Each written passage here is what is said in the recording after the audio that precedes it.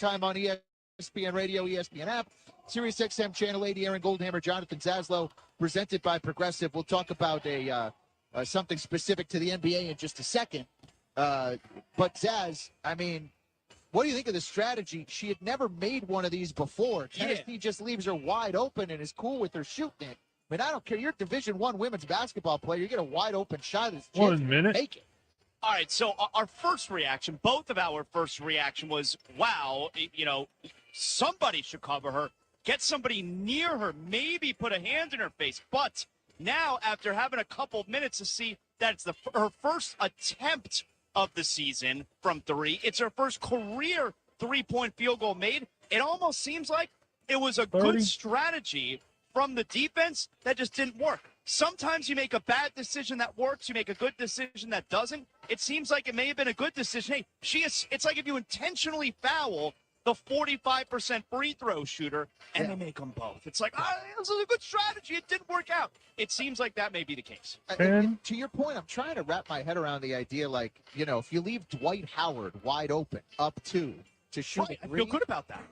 Like, I'd take it. Shaq, would you take your chances? Yeah.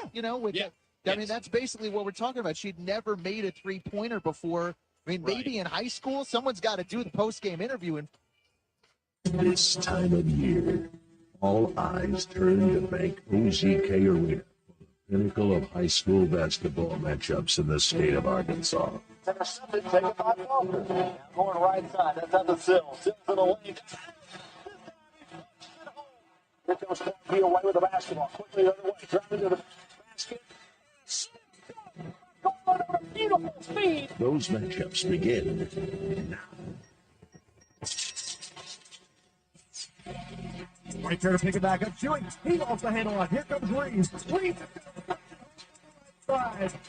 Welcome to the 2024 High School Basketball State Championships, presented by Roller Funeral Home. Today's game is also brought to you by Arkansas State University, Three Rivers in Malvern, Birch Creek Communities, the Electric Cooperatives of Arkansas, and Procopy and Mail. Ball batted away. Here comes Ethan the other way. Driving to the button with the left hand. Lays it up and in. 8-point lead. Today's 2A girls game features the Mount Vernon-Enola Warhawks and the Mansfield Tigers. Now, let's join our broadcast team. Here is Justin Eckery and Josh Neighbors. Well, let's do. We're having some fun over here in Hot Springs. Final day, last two games, and looking forward to this one. It's all about the 2A finals now. 2A girls followed by the 2A boys. Damon, if you can give me a little help there, we're getting some feedback. And our first game up, how about undefeated against undefeated? Thank you, sir. Mount Vernon-Enola Lady Warhawks, led by Adam Carlton out here, haven't lost a game all year, 42-0, and that's the benefit of being at a school where they don't play football. You get extra basketball games, and they've taken advantage. They keep tallying up those wins. In fact, they're riding a long winning streak, 14-0 in conference play, and coming out of the 2A2, they've been dominant all year. And over at Mansfield, the Lady Tigers have rolled through their season 32-0, 12-0 in conference play. And in the 2A4, getting through it cleanly, Ethan Bowman, their head coach, his third season, and they are rolling right along. Very impressive seasons for both. And as they say in the boxing game, Josh, somebody's O has got to go. And tonight, one of these teams is going to get its first blemish and be denied a state championship. Yep, Mount Vernon-Enola has run that winning streak to 46 games. They lost last year in the playoffs, but it would finish off with a state championship last year, looking to repeat and win number 47 in a row, back-to-back state titles. And obviously, Mansfield trying to get their state championship here, but that's exciting. I mean, I don't think we've had another game. Like, it's the only one of the 12 games we've had where it's two undefeated teams. So that's very exciting on the final night of these state championships. We're going to have two teams that are undefeated. There's no doubt about it. I mean, you're 100% right, and I think you got two teams with phenomenal rosters, and looking at these two teams warming up, can't wait to see how it all plays out when they tip this thing off. For Mansfield, again, very impressive resume as well. Instead of winning last year, though, it's been since 1986, 38 long years since they got into the state title. This is their first appearance in a title game since. And they are also in a long winning streak. Their last loss, interestingly enough, was in the semifinals last year to Mount Vernon-Enola. Yep. So these two teams do know each other well. one common opponent between them in the postseason was Cotter. And I hate to bring up this town east of Harrison because, well, both teams allowed 20 points each in this matchup when they played Cotter along the way. For Mount Vernon-Enola, the Lady Warhawks, the defending champions, they beat Cutter Morningstar 63-29 in their opening regional game, followed by a 20-point win over Quitman. And Izard County, a victim, 61-37 in the regional final. In the first round of the state playoffs, knocked off Barton convincingly, 73-36. I mentioned the win over Cotter was by 44, 64-20. And then Riverside, closer game. In fact, a very tight game for Mount Vernon-Enola. Probably some nervous moments at halftime. They were actually down by 8 at the break. They ended up going on to win it 60-54. And they got 23 points, 6 rebounds, 5 assists, and 3 steals from Marley Raby, one of their seniors. She's a Henderson State commit. She's a very well-rounded athlete, too, Josh. She is a national rodeo finalist, so she does a little bit of everything. We see athletes that play multiple sports, but a little rodeo time will toughen you up for sure. Also got 20 from Desi McCarty, who is one of their key cogs, and really probably their key cog. 18 points and 10 boards this year. Those are team highs. She is an Arkansas Tech commitment, and she last year on this floor was dominant in a 55-45 state championship victory over Conway Christian. How about 36 points and 18 rebounds? How's that sound? That's the most in a state final, I think, for an MVP since 2005. So, I mean, just one of the better performances that we've seen from an individual player, and had them last year. This is a team that it's well-rounded as a group. I mean, you can have nice individual players, but to rip off 46 in a row, you have to have all of the parts come together and be good to weather the storm on a night-to-night basis. There's no way you can have a couple of great individuals carry you through a record like that. Everybody has to step up at different moments when others are struggling. So it's a well-rounded team. They've been here before. They've gotten a victory here before, but Mansfield has not tasted defeat either. Right. So obviously both these teams feel pretty confident. Mount Vernon-Enola will be the home team tonight under Adam Carlton, his 19th year coaching. He calls this his most fun group yet, and when you're winning, it sure is entertaining and enjoyable. That's no question about it. For Mansfield, again, plenty of talent over there for Ethan Bowman. Lots of size, too, and the sisters will be the story. Kinsley and Kaylee Ward. Kinsley, 5'8", a senior. Kaylee, 6'3", a sophomore. Kinsley averages 15.8 a game. She started since she was a sophomore, and her sophomore sister already getting big-time offers. He leads the team in rebounding at nearly 10 a game. She's got offers from Arkansas, Tulsa, Mississippi State, Colorado, and our friends up the road in Conway at Central Arkansas. So she'll have plenty of options in a couple of years when she graduates from high school. And I'd be remiss if I didn't mention very unique warm-up tops for the road team today. They're going to be wearing their red uniforms trimmed out in white, and their warm-ups are also red. They are T-shirts, and across the chest it simply reads, Jesus won. Don't see a lot of religious references for public schools, but certainly I imagine around the Mansfield area, probably nothing offensive about that or in any way questionable, but certainly it's out of the ordinary. You don't see a lot of that from schools that don't have religious connections directly. So, I'm sure a lot of these young ladies grew up not only playing basketball together, but probably going to church together too. So probably a pretty common thread amongst their community. So anyway, thought that was interesting. We'll take our first time out. We'll come back and we'll get you the starting lineups. We're probably not too far from our anthem as well. So we may be taking pretty close back-to-back timeouts, but we're looking forward to bringing this one. It's a collection of teams with a total record of 74-0 if you need them. Looking forward to it. Mount Vernon-Enola, Mansfield, coming up. You're listening to the Buzz Radio Network. It's all brought to you by Roller Funeral Homes. Arkansas State University, Three Rivers. Want to go to college but don't know the first thing to do? Check out Arkansas State University, Three Rivers. They'll help you relieve that fear and show you how easy enrolling in college can be. Visit asutr.edu and apply online today. Scholarships available for ACT 19 and higher. Arkansas State University, Three Rivers. I need a place that can print documents and I can have them notarized as well. You mean like Pro Copy in Hot Springs? Yeah, but a place that can take care of all my shipping needs too. Well, Pro Copy offers shipping for both FedEx and UPS and can even handle faxing and notarizing. Yeah, but somewhere I can use their services to print, email, and access the internet. You need Pro Copy in Hot Springs, next to Sutherland's on Albert Pike. They can handle all of your copying needs and so much more. Just call them at 501-624-2303. Wait, I got it. I'll go to Pro Copy. Some people aren't easily inspired. They require a little more craftsmanship, more elegance, more excitement.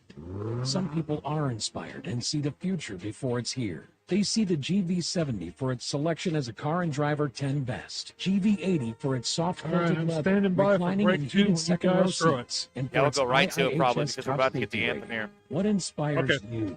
The all-new Genesis of Conway, the future of luxury today.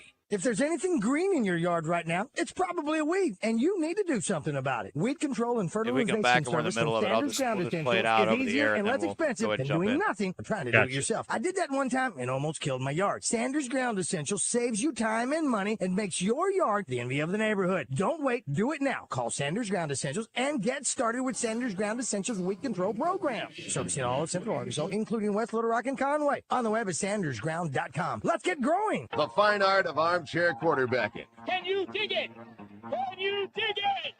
Can you dig it? 1037 The Buzz. KABZ, Little Rock. Back here at Banco ZK Arena, about to get our national anthem and starting lineups, and we are going to start just after the top of the hour, so we will take a quick timeout, and we'll be back in just a moment with the starting lineups, and we'll tip this one off. It is 2A Girls Championship Basketball, Mount Vernon-Enola, Mansfield, coming up. Birch Tree Communities, providing care for individuals living with severe mental illness in their own supervised home environment. Their staff serves as a guide to members on their journey to independence in the community. If you have a client, friend, or loved one diagnosed with schizophrenia, schizoaffective, or bipolar disorder, and are in need of assisted residential care, please contact Birch Tree Communities Admissions Department or online at birchtree.org. Birch Tree Communities, a place called home. We understand that in times of loss, every detail matters. Hello, I'm Renata Jenkins-Fowler with Roller Funeral Homes. It is a privilege to be chosen as the best funeral homes in Arkansas year after year for 24 consecutive years because it signifies the faith and confidence placed in us by those we serve. We are continuously seeking to elevate our standards of excellence. Thank you for your trust. Roller Funeral Homes, where compassion meets excellence with all our respect. If your bathroom needs a new look, make Home Outlet your first stop. Choices are endless with a large selection of new in-stock vanities. So many sizes, colors, and tops. LED mirrors, faucets, freestanding tubs, and more. Great quality products at the guaranteed lowest price. Something for everyone. And the service at Home Outlet, they can't be beat. Find us at homeoutlet.com. Break up with your big box store. Kitchens, baths, and floors, and more. Home Outlet is your home store. Old Man Winter here. One more snowstorm. Not a chance, Mr. Winter. It's spring. It's also time for the Hyundai Getaway Sales Event, where you can get great deals on all our award-winning Hyundai 20. models, all backed by America's best warranty. Hurry in. These deals won't last at the Hyundai Getaway Sales Event. Now get 0% APR or up to $1,500 bonus cash on the Hyundai Tucson. Now, during the Hyundai Getaway Sales Event. Offers end February 29th. Call 562-314-4603 for details. All right, welcome back. Let's get it going here. Josh Neighbors, Justin Acree, the 2A girls final, about to get our starting lineups, and it is an undefeated Lady Warhawks team, an undefeated Lady Tigers team. I'll try not to be too redundant with that, but it's certainly something that is notable, and I'm sure it'll come up a few times during the broadcast. It's not often, and it's the only time, as Josh pointed out earlier, this season that we've got two undefeated teams going for a championship. We walked you through how they got here. Now let's talk about these starting lineups. We've got a bit of a pause here before the starting lineups. Not sure what the holdup is, but we will figure it out. I guess they're probably holding for TV at this point. All right, for the defending state champion, Lady Warhawks. Again, they will be the home team tonight. A.J. Person, 5'7" senior, hit 8 threes and a half in a single game this year. Averages 12 points a game, 3 assists per game, and 4 steals a game. Olivia McClelland, a 5'9" senior, 3 points and 4 rebounds for her per game. Alyssa Gilbert, a 5'7" junior, who's been battling through an ankle injury all season. She's a 6-point scorer and averages 4 steals per game, so doing work on the defensive end. We mentioned Marley Raby earlier in her performance in the state championship game last year. She is a Henderson State commitment, 12 points a game and 6 rebounds per game. Also 5 assists per game and a 4 steal per game average as well. Josh, what do we call her? Stat sheet stuffer. Jessie McCarty, we talked about her huge game in the state title game last year, 36 and 18. She averages 18 points and 10 rebounds, a 6-foot senior who also averages 2 blocks per game. She will be at a disadvantage from a size standpoint, though, against this sizable bunch from Mansfield.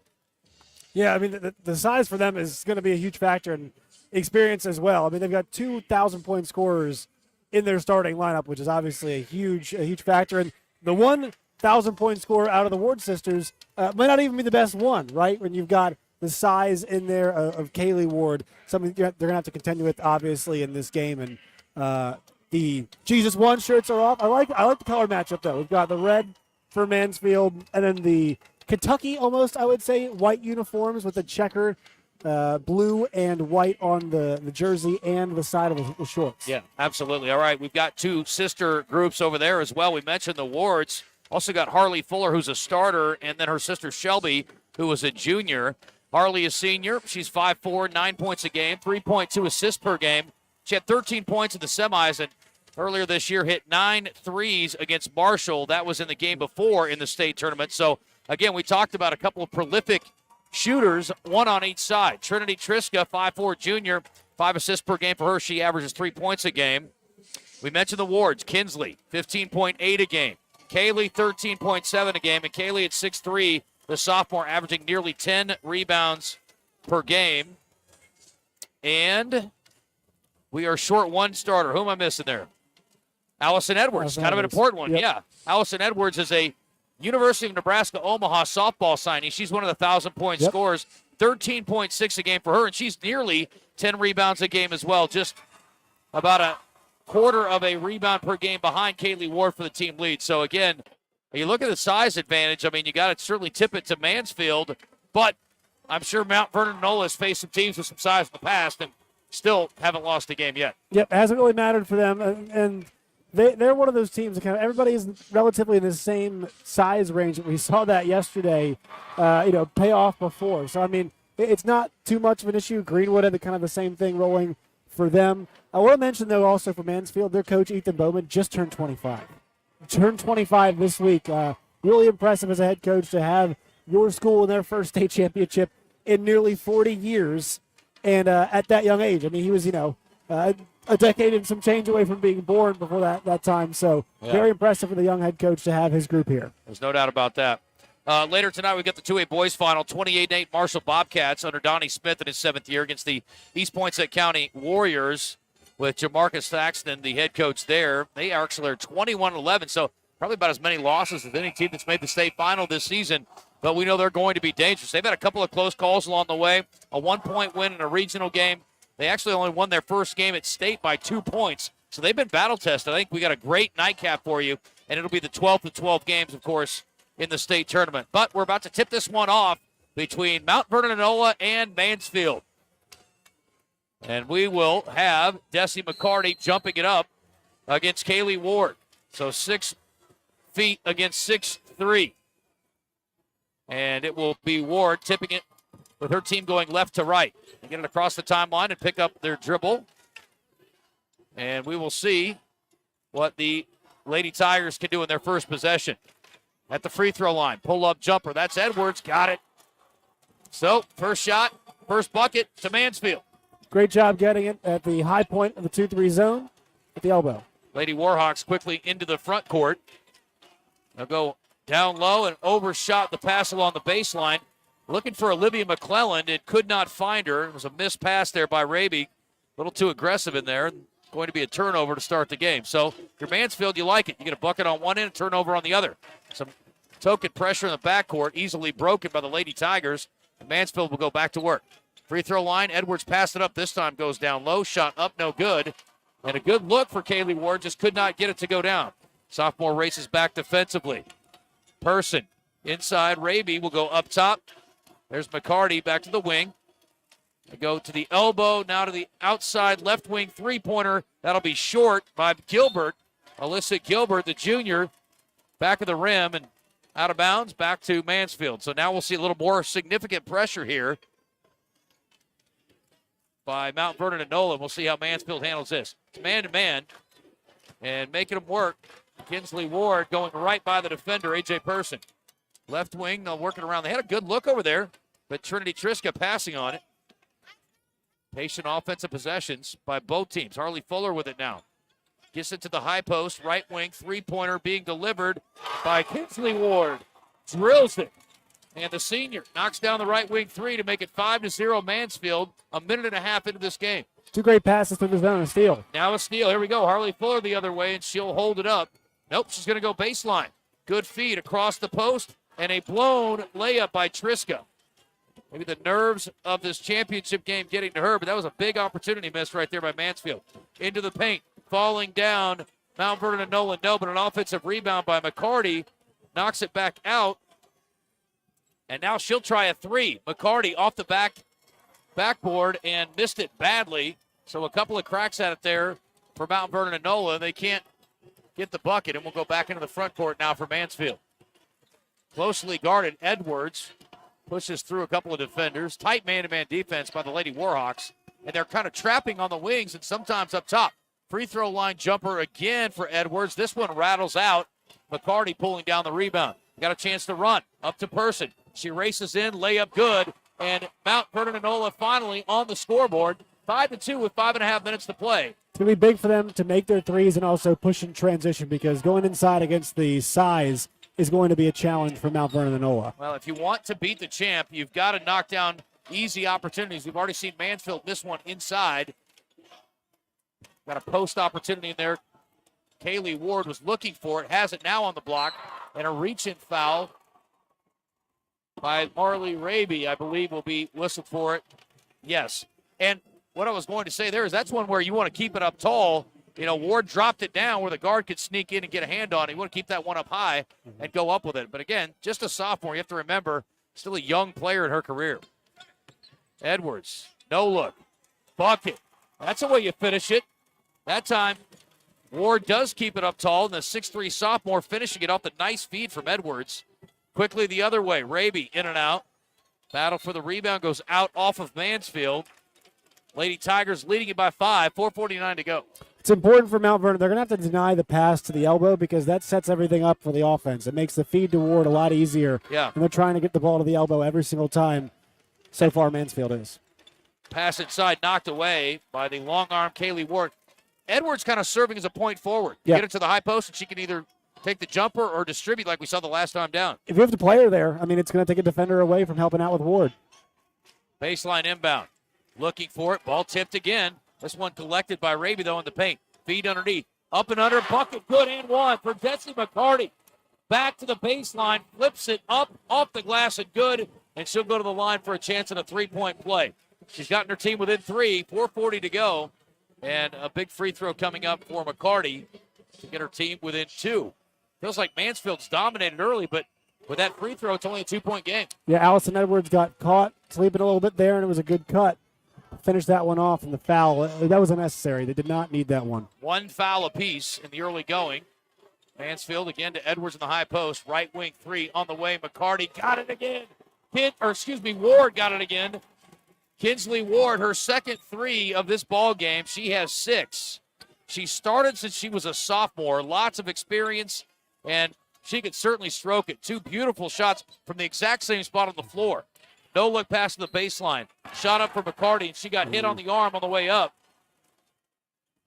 See who they got on this one. This may be on Kaylee Ward, and it's actually on Kinsley reaching in. Well, nope, they got Edwards. Okay. I thought he held up 21, and initially that was the signal, but instead it's 12. So 2 for Edwards. So we'll see if Ethan Bowman goes to his bench.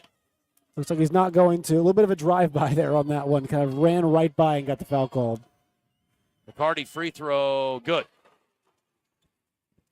10-7, 4:07 left. Mansfield across the timeline. Edwards has it. Kinsley Ward being harassed out beyond the three-point line. This defense is intense. Into the post they go. Score off the glass quickly. Kaylee Ward, the sophomore, nice drop step. Kiss off the glass, bucket good, and she is warming up. And a nice job there by McCarty not fouling while providing some defensive pressure. 12-7, Mansfield by 5. McCarty baseline drive cut off. Cross court, now a drive into the paint. Good inside out. for the Lady Warhawks. Left wing three, no good again for Raby, and skying for it. Kaylee Ward and McCarty trying to get in there, but couldn't. We end up with a jump ball, and now it will be a possession to the Lady Warhawks. We got our first media timeout of this one. It's Mansfield by 5, 12-7 with 3:26 remaining. You're listening to the 2024 High School Basketball State Championships presented by Roller Funeral Homes on the Buzz Radio Network.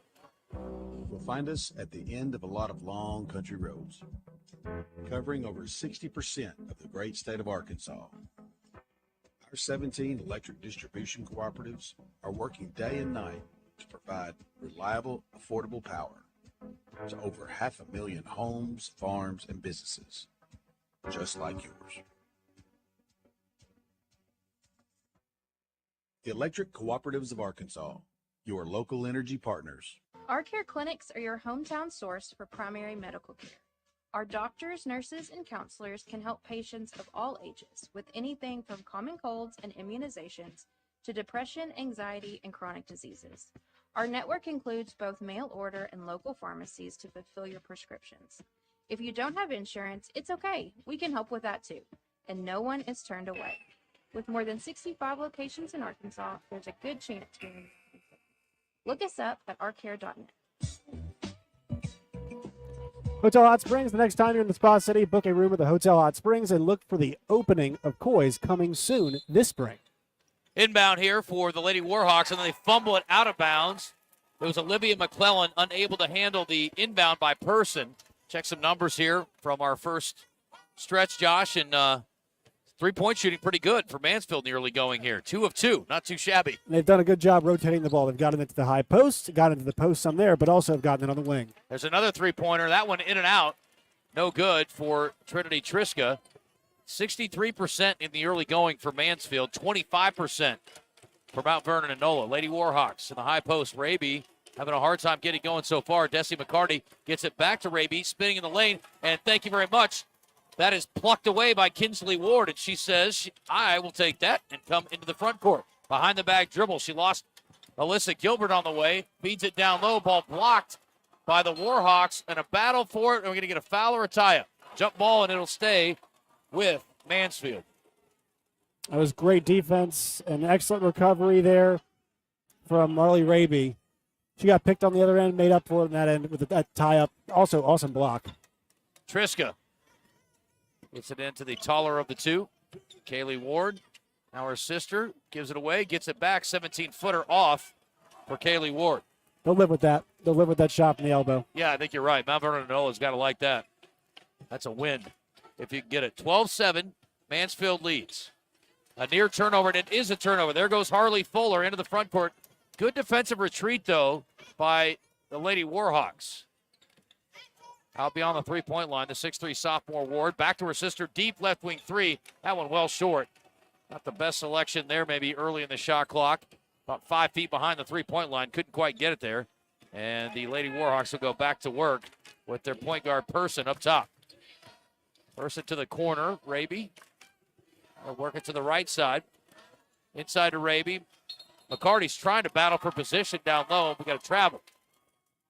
Not much going the way of the Lady Warhawks right now. Just really not able to get into any significant offensive flow, Josh. Well, as soon as Raby turned around, she had Ward right there. And I think the size, you're next to it, and then it gets in front of you, and it kind of scares you. It's back-to-back turnovers for Raby. Kinsley Ward into the front court, throws it tall for her sister. Into the corner, three on the way, off the top of the backboard. Cleared away by McCarty. That was a miss by Harley Fuller, not even close. And into the front court, they throw it, tipped away by Allison Edwards, but it will stay with the Warhawks. 1:38 to go, 31 on the shot clock, and it'll be Mount Vernon-Enola ball. The defending champs trailing by 5. As we mentioned, somebody's getting their first loss in this game tonight of the season. Into the corner. Now they get it just outside the paint. Good pass to the post, shot up and good. Excellent dish by McCarty from the right side of the lane to McClellan on the left block, and she goes up off the glass and good, and the lead is down to 3. Kinsley Ward into the front court. They're calling an offensive foul on Ward, running over McCarty. And now Mount Vernon-Enola's got Mansfield uncomfortable. Ward smiling, shaking that one off. Thought it was a block. I mean, I thought it was pretty decent positioning, though, down there from McCarty. I thought she was waiting, and I think maybe even the other defender on the right side of her, that's why she thought she got fouled. Yeah, McCarty, heady player, obviously, is a 6-foot senior. We saw what she's done this year, 18-10, and headed to Arkansas Tech. She can obviously go and had a huge championship game last year. That one, though, a turnover. Then Edwards can't handle it. She fumbles it out of bounds, and it'll be Warhawk basketball. Good crowd across the way. Lower bowl filled in by Mount Vernon-Enola fans. And behind us, pretty good collection of Mansfield. On the right side, it's the Mount Vernon-Enola student section, and about half of the end zone over here filled with Mansfield students. Deep three, McCarty from 3 feet behind the line drills it. And she just stood there and admired that jumper. And we're tied at 12. That's 8 now for the star, Dessie McCarty. Across the timeline, it's Harley Fuller. Gets it to her sister, or to Kinsley Ward. Looking for them to get it to Kaylee a little bit more in the post. She's roaming around there. They haven't really looked to her in down low. Now they do. They go right to her. She's got Raby on her back. No good, but Raby doing a great job not only denying, but getting the box out against the 6'3" would-be offensive rebounder. McCarty behind the back dribble. Left wing now, baseline drive. Jumper up. They're going to call a travel on Alyssa Gilbert. Said she took steps before she put it down. So now in a 12-ball game, 13.6 seconds left, and it will be last possession potentially for Mansfield. Kinsley Ward working against 2 defenders, gets it up to Edwards near midcourt. Now she'll bring it across the timeline. 4 seconds, 3 seconds, 2 seconds. Outside, Kaylee Ward at the buzzer, no. So after one, we're all knotted up at 12. Defensive battle so far and some big opportunities missed. But for the most part, defense ruling the day in the first quarter. Got a good one. 2 undefeated teams that don't want to lose. It's 12 all after one. You're listening to the 2A Girls State Championship game presented by Roller Funeral Homes on the Buzz Radio Network. Hello, I'm Renata Jenkins Fowler, the 3rd generation of Roller Funeral Homes. In the heart of Arkansas, where compassion meets excellence, my family's legacy has stood the test of time. When you turn to Roller Funeral Homes, you are not just relying on a service, you are embracing a cherished family tradition. For the past 24 consecutive years, you have chosen Roller Funeral Homes as the best of the best, and we are truly humbled and thankful. Roller Funeral Homes, where compassion meets excellence with all our respect. I'm Hunter Bell at Bell Chevrolet. We know the best part of being in Arkansas is the people. That's why we believe you're not just customers. You're our friends and family. We're determined to go above and beyond to help make things a little easier. And we put in the hours every day so we can take care of our families and you can take care of yours. We are here for you, Arkansas. Come help us make it even better at Bale. Shop Bale Chevrolet and BaleChevrolet.com today. Find new roads.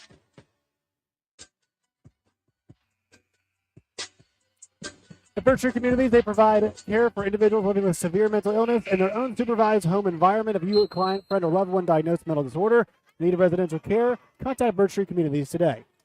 40% shooting in the first quarter for Mount Vernon-Enola, 33% for Mansfield. Leading scorers so far, 6 for Kinsley Ward, and a couple of three-pointers, and 8 for Dessie McCarty, who also has 5 other rebounds. There's a three-pointer from the left wing for Person, her first basket of the game. First three-pointer of the game. She has 5 now overall. 7:35 to go, and Mount Vernon-Enola has its first lead and a turnover by Mansfield on the other end.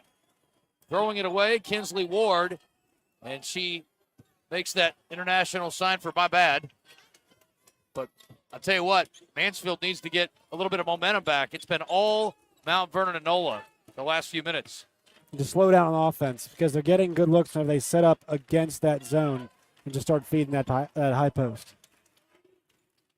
Raby's been slow to get going here. There's McCarty tripping. No foul called, though.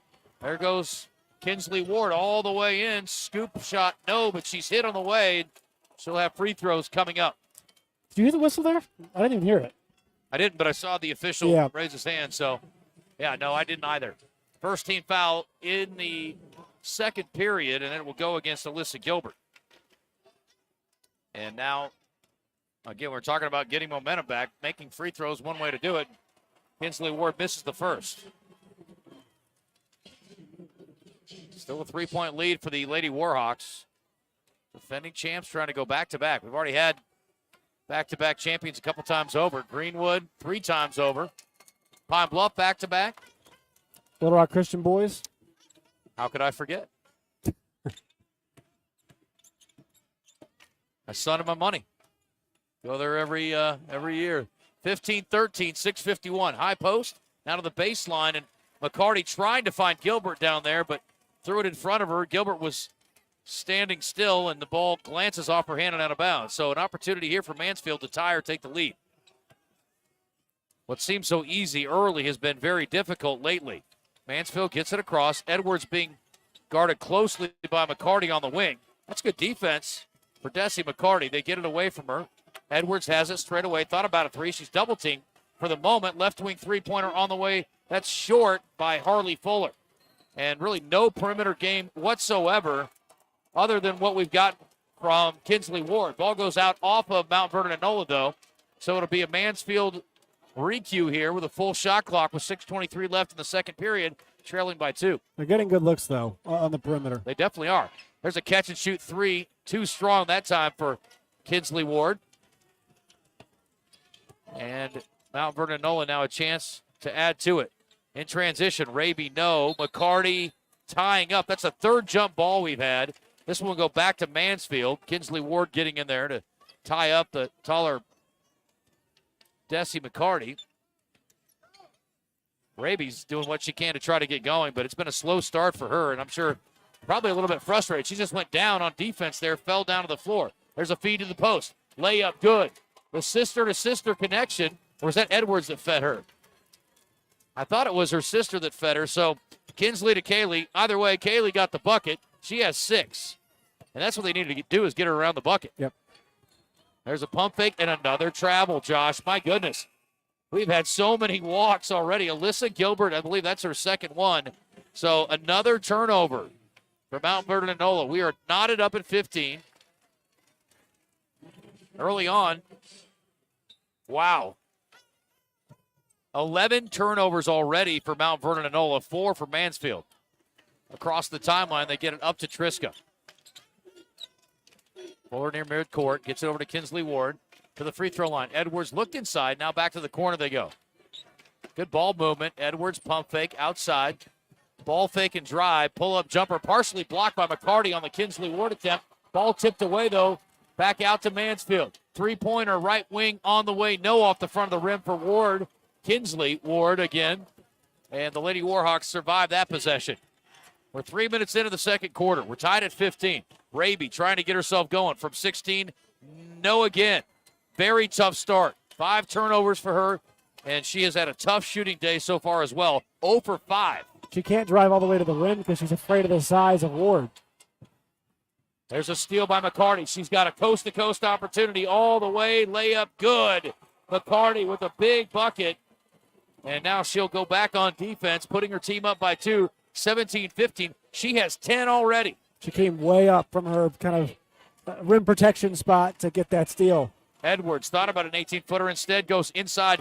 Smart move. Kaylee Ward, again, right over the right shoulder, drops it in, ties it at 17. She has 8. So as we expected, the 2 taller players for this Mansfield team and Mount Vernon-Enola, Kaylee Ward and Desi McCarty, having their way so far. That was a 5'6" Megan Emery that time that was checking Ward, so a better matchup there for Mansfield. Yeah, it's a great matchup for the Lady Tigers if you can get it. Raby in the lane. Flip shot up. No good again. 0 for 6. Goodness. Quickly into the front court. Triska on the right wing. She'll dribble to the baseline and out of bounds.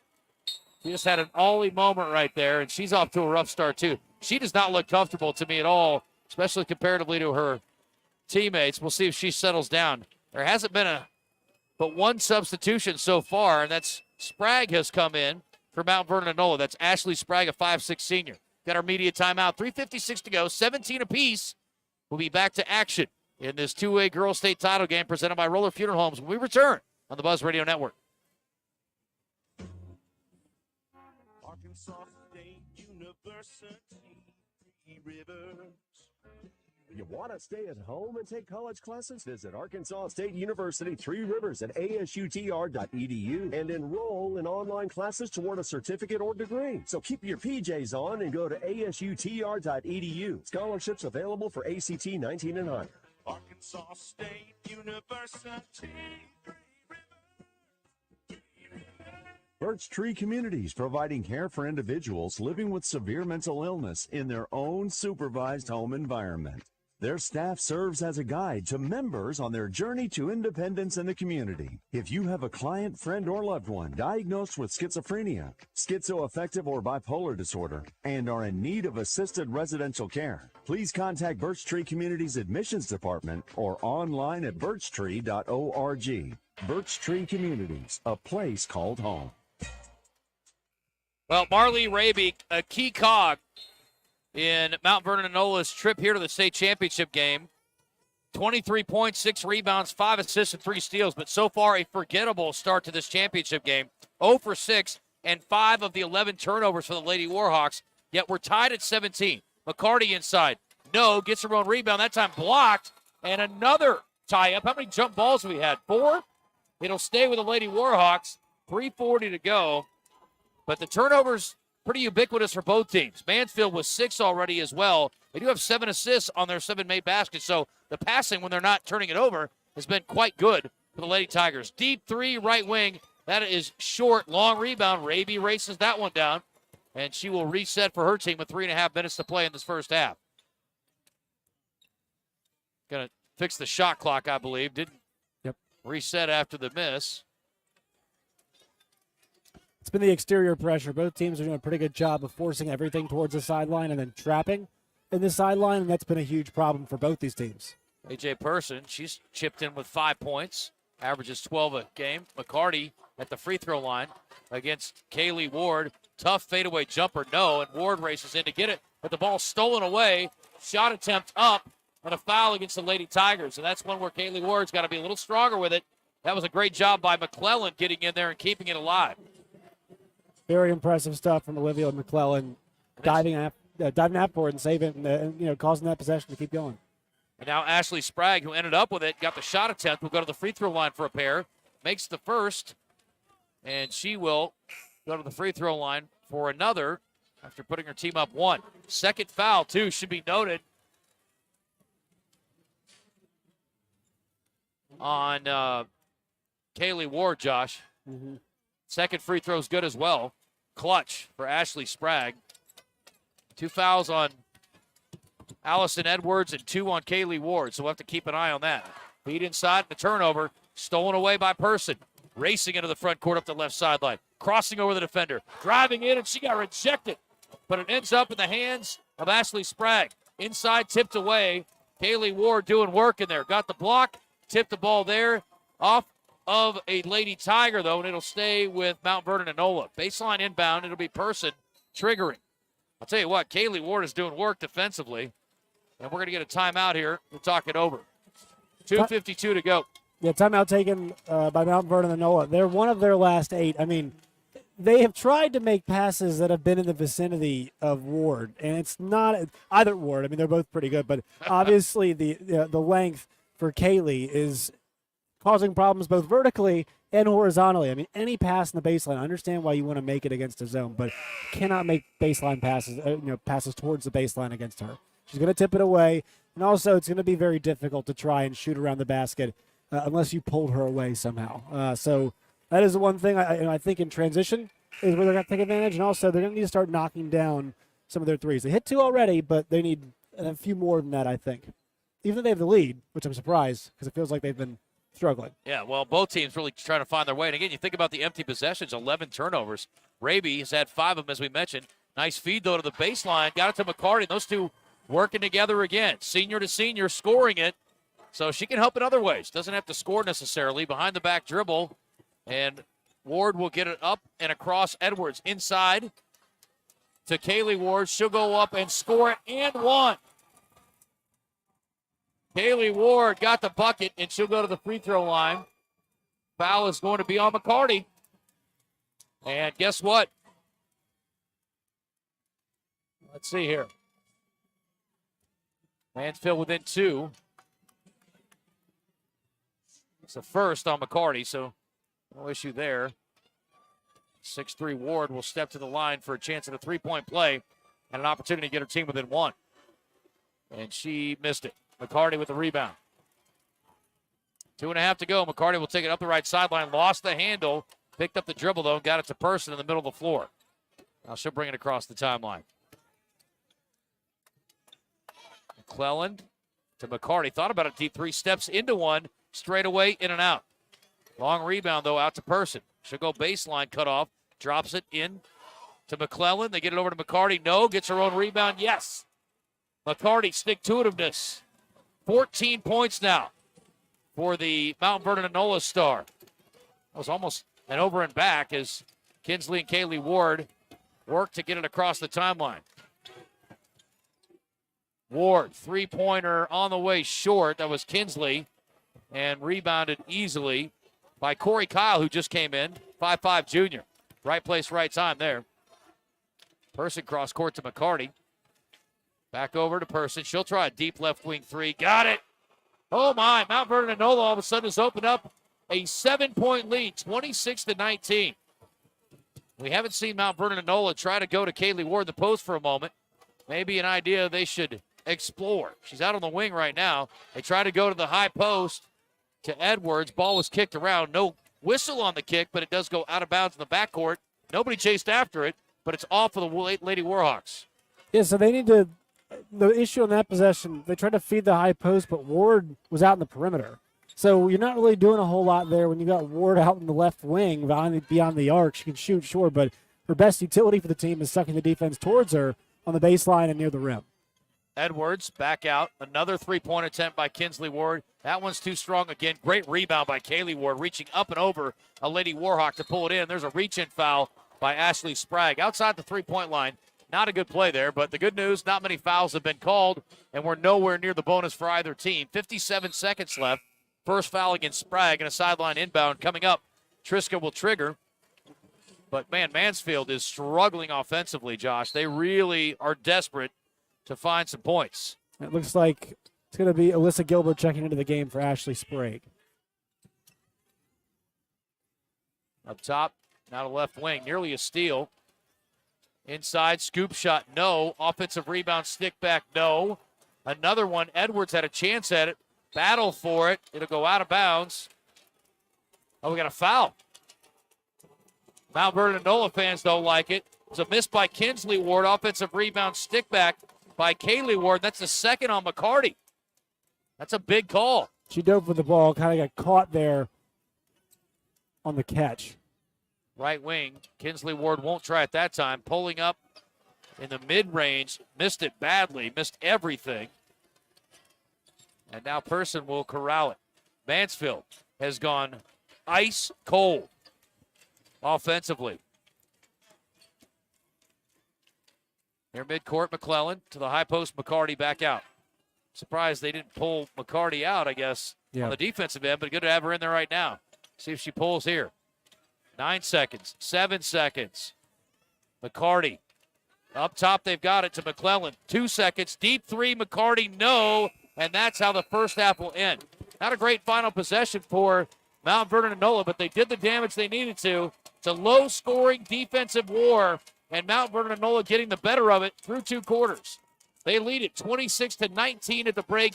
You're listening to the 2A Girls State Championship game here at Banco ZK Arena in Hot Springs, presented by Roller Funeral Homes on the Buzz Radio Network.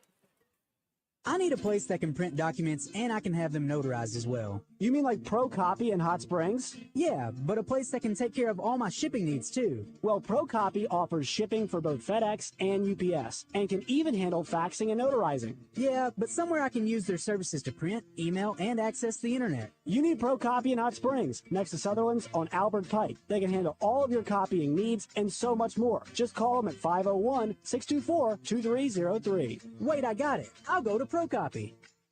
We understand that in times of loss, every detail matters. Hello, I'm Renata Jenkins Fowler with Roller Funeral Homes. It is a privilege to be chosen as the best funeral homes in Arkansas year after year for 24 consecutive years because it signifies the faith and confidence placed in us by those we serve. We are continuously seeking to elevate our standards of excellence. Thank you for your trust. Roller Funeral Homes, where compassion meets excellence with all our respect. It's Pat Bradley for Alcoa Community Federal Credit Union, where their customers are always number one. Speaking about numbers, 6% APY is still available at Alcoa. Earn up to 6% interest on your checking account balances for doing the things you already do, like using your debit card and direct deposit. You can also get your ATM fees waived. Apply today for your free Casasa checking account and earn up to 6% APY at alcoacommunityfcu.org. Alcoa Community Federal Credit Union, serving Saline, Grant, Garland, Hot Spring, and Perry counties. We're with Bridget, whose husband won't be home for months, and whose daughter is due any day. We're with Mike, who's leaving home to protect his family and yours. We're with all service members and their families who need community, connection, and maybe a bit of magic. Are you with them? Learn more at uso.org today.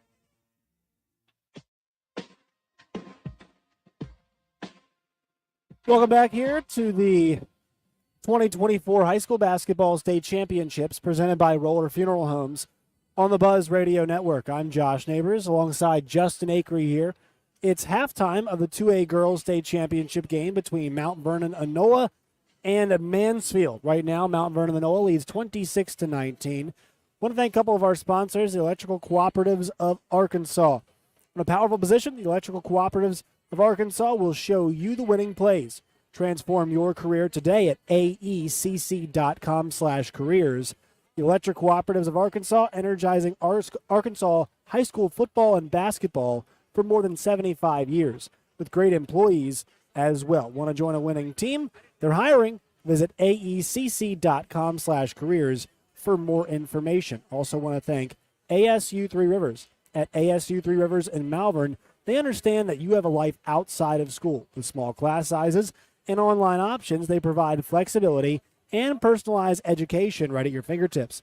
Get a certificate or degree at ASU Three Rivers in Malvern and make your dream a reality. Apply online at asutr.edu.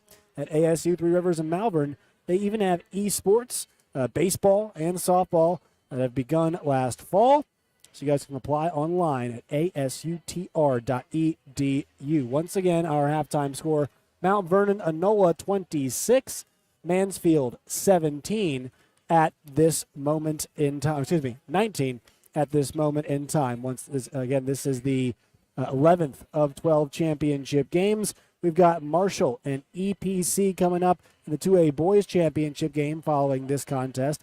Mammoth Spring beat Norfolk today, 57-47 in the 1A Girls Championship game, and Mark Tree beat Nevada 66-43 in the Boys 1A Championship game.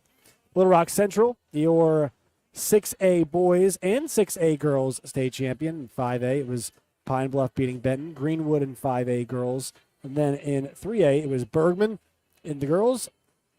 In boys, it was CAC. And then 4A, Farmington, and in 4A, Little Rock Christian once again. As far as this game goes, 26-19.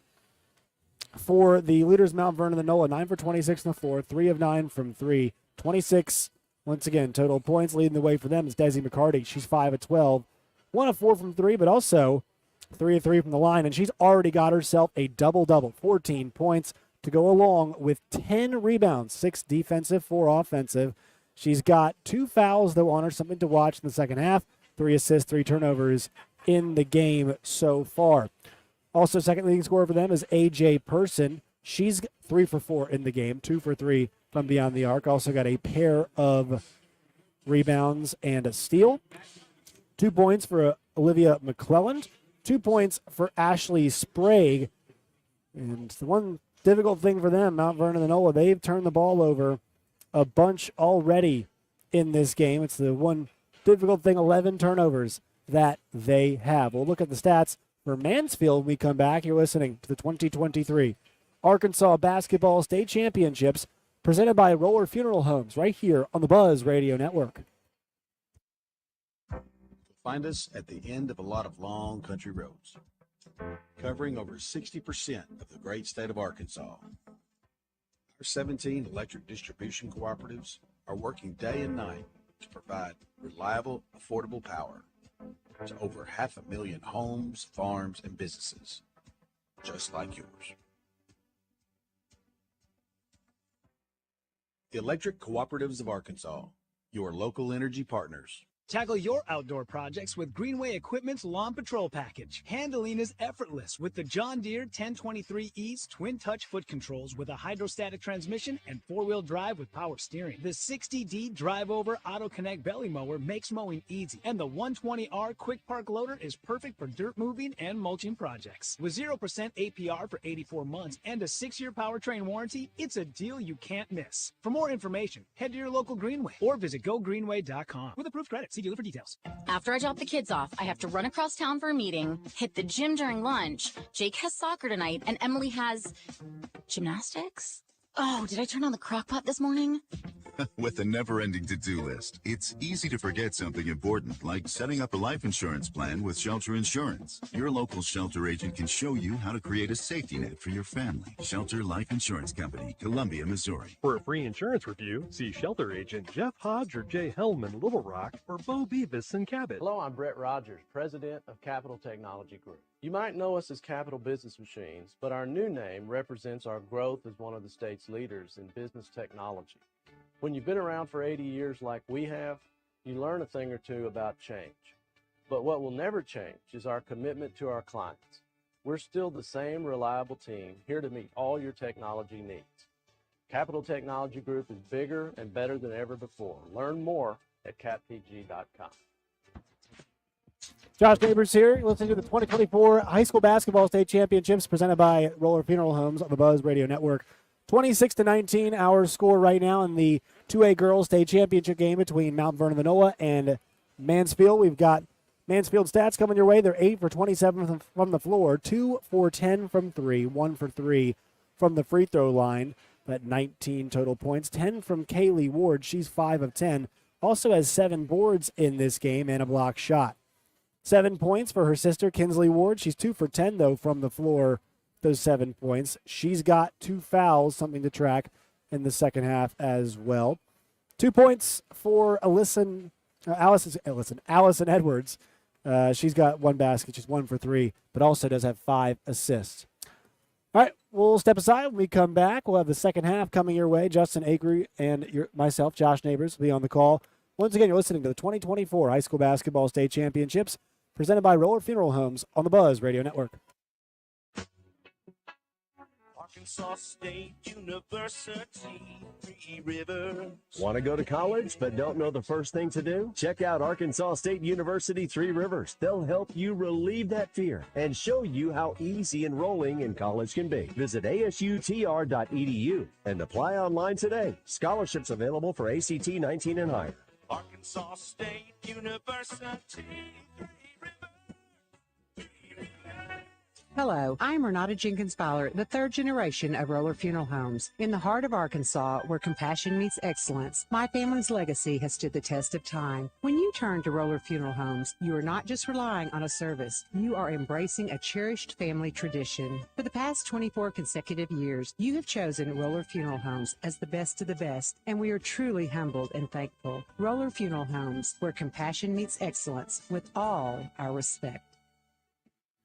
Hey folks, Trey Johnson here with HJ Trailer Sales in Hot Springs. Spring is coming and everyone is getting ready to get outside. So if you need your trailer serviced or repaired, let us help you out. Or you may be needing a trailer to get your golf cart to the golf course. Or you need a trailer for work. Or if you just need to buy a new trailer for recreational use. Let us help you at HJ Trailer Sales with one of the best service departments in the state. Visit us in Hot Springs or check us out on Facebook or at hjtrailersales.com. Did you know you can have high cholesterol without any symptoms?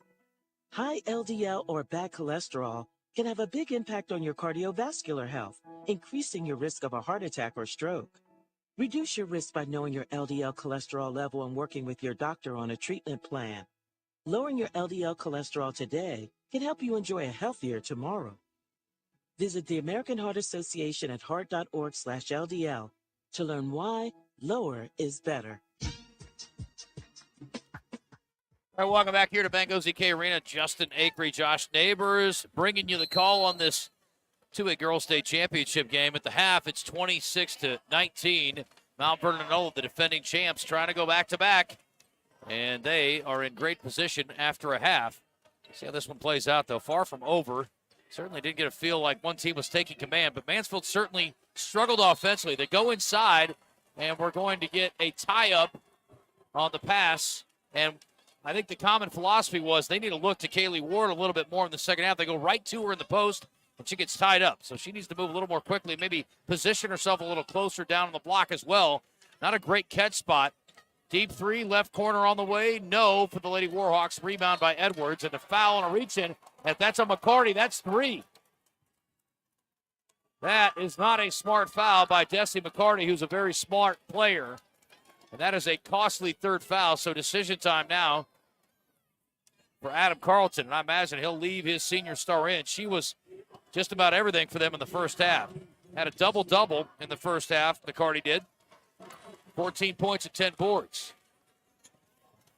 Now Vernon-Enola stop on the other end. First half, as a drive goes in, and finally Raby gets going with the bucket. She had a really tough first half. Did not hit a single field goal, 0 for 6. Extending the lead now to 28-19. Those are her first points of the game. But what I was going to say was, Kaylee Ward in the first half, there's a turnover, 5 of 10. Her teammates, 3 of 17. Raby trying to go back-to-back and a block on the other end, and that'll be a foul on Kinsley Ward. And free throws coming up for Raby. So that's one way to get things going. Get a bucket, and get a stop, and another opportunity now at the free throw line. Now Vernon-Enola, first one good. 3 points now for Raby. 6:49 to go in the third quarter, and now a 10-point lead, largest of the day for Mount Vernon-Enola. Nice rebound inside there, one-handed by Kaylee Ward, reaching up and over Olivia McClellan. Quickly to the front court, Mansfield. And there outside is Kaylee Ward. Gets it to Edwards. She let it go through her hands, but gets it back. Left wing, Kinsley into Kaylee, double team. Back out to Triska. Doesn't even look at it. They go inside again against 2 defenders. Tough shot up for Kaylee Ward. And another stop for Mount Vernon-Enola. Defense has been spectacular throughout. It was a good stretch at the beginning of the game for Mansfield. They had a 5-0 lead, and since then they've been outscored 29-14. Pump fake, baseline drive, shot up, no good. Ball batted out of bounds. Looked to me like it was off Edwards, but the officials say Lady Warhawks knocked it out, and it'll stay with the Lady Tigers, or go to the Lady Tigers. They need to start trying to find those quality shots once again. I mean, we saw Ward last possession take a double-team shot in the paint.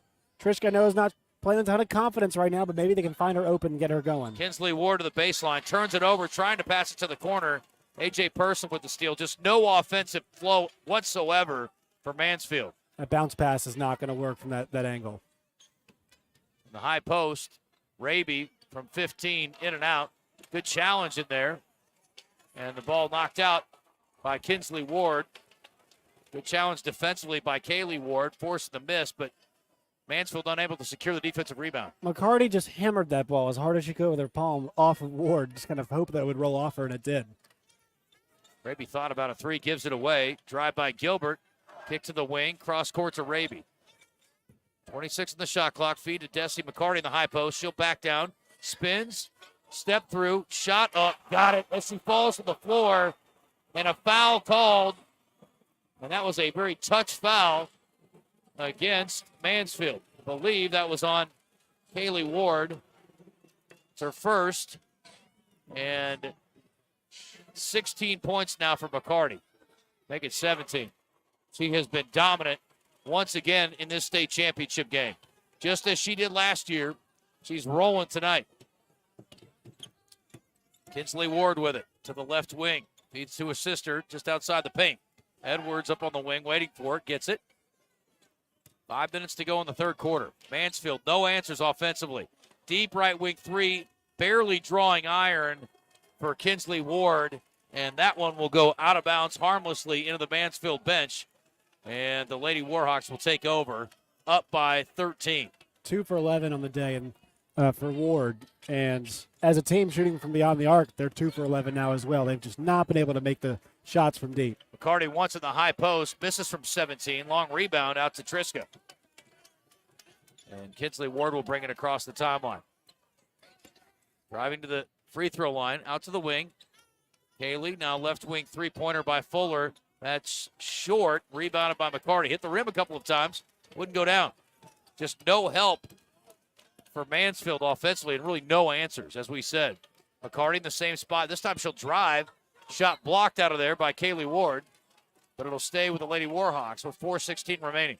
They need to work on dumping it into the post. Just get Ward down there, see if you can get a high-low, and try to get an easy basket, because right now nothing's falling for them. Inbound, right wing, three-pointer, no. Missed by Person. Offensive rebound, Raby. Kicks to the left corner, gets it back at the elbow. Step back jumper on the way, in and out. And again, a good challenge by Kaylee Ward to make the miss happen. Quickly into the front court, Mansfield. No chance to run. Good retreat by the Lady Warhawks. Deep three, right wing, finally. Harley Fuller gets one to go. As we mentioned, she made 9 threes earlier in the state tournament in a single game against Marshall. She needs to get hot. They need something. That's her first basket, back within 10 for Mansfield. She stepped into it, too, with a lot of confidence. McCarty, step through, no. Falls to the floor, gets herself back up. Mansfield a chance to run. 3-on-2, right wing. Again for 3. This time, yes! Again, Harley Fuller, the bounce from the rim to the top of the backboard and through. Back-to-back threes, and Mansfield's offense has come to life. They are within 7. Shooter's touch. Person driving. No look pass to the baseline. Kick out to the corner. Gilbert doesn't want it. Drives in, kick out McCarty. 18 on the shot clock. Three-pointer straight away, good. And boy, Raby has come to life in the second half as well. She has found something. She has gotten her first points here in the second half, and she now has 6. Drive inside. Stop. Blocked by McCarty on the attempt by Kinsley Ward. Denies her at the paint. And the lead at 10 for Mount Vernon-Enola. Crossover drive, Raby. Lost the handle. Into the hands of Kinsley Ward. Coming the other way. 2-on-2. Taking it in. Now she'll take it back out. A person attacking her, and she'll get a reach-in foul. Nearly forced a turnover. I don't think Kinsley Ward was expecting her to come out there and play some tight defense in that time. But she does draw the foul, and that is the second team foul against the Lady Warhawks here in the third period. Media timeout, 2:23 to go. It's Mansfield down by 10, and the Lady Warhawks rolling here in the 2A state title game. It's brought to you by Roller Funeral Homes on the Buzz Radio Network. Birch Tree Communities, providing care for individuals living with severe mental illness in their own supervised home environment. Their staff serves as a guide to members on their journey to independence in the community. If you have a client, friend, or loved one diagnosed with schizophrenia, schizoaffective, or bipolar disorder, and are in need of assisted residential care, please contact Birch Tree Communities Admissions Department or online at birchtree.org. Birch Tree Communities, a place called home. I need a place that can print documents and I can have them notarized as well. You mean like Pro Copy in Hot Springs? Yeah, but a place that can take care of all my shipping needs too. Well, Pro Copy offers shipping for both FedEx and UPS and can even handle faxing and notarizing. Yeah, but somewhere I can use their services to print, email, and access the internet. You need Pro Copy in Hot Springs, next to Sutherland's on Albert Pike. They can handle all of your copying needs and so much more. Just call them at 501-624-2303. Wait, I got it. I'll go to Pro Copy. The fine art of armchair quarterbacking. Can you dig it? Can you dig it? Can you dig it? 103.7 The Buzz. KABZ, Little Rock.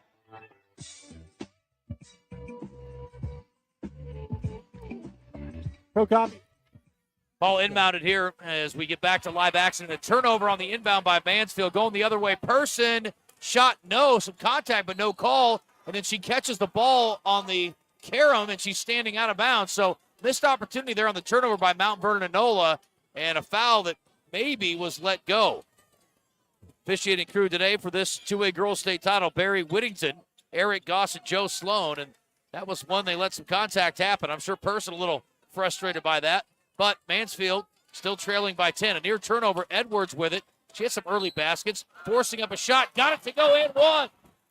Raby reaching in, and that's a big basket for Edwards. Mansfield needs something, anything, to get them going offensively here. She looked surprised it went in. It's actually on Gilbert, her second. That was a tough shot. She had to fight through a lot of contact. No, it was on Raby. I'm sorry.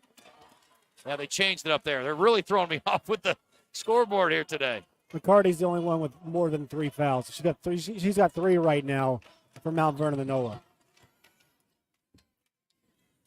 1:44 to go. Raby straight away, drives, left-hand dribble, feed to the post, stolen away. Nice job by Kinsley Ward. She'll bring it up the right sideline. Across the timeline, Mount Vernon-Enola backs off, packs it in. Triska had it, passed it away. She's really been no threat offensively.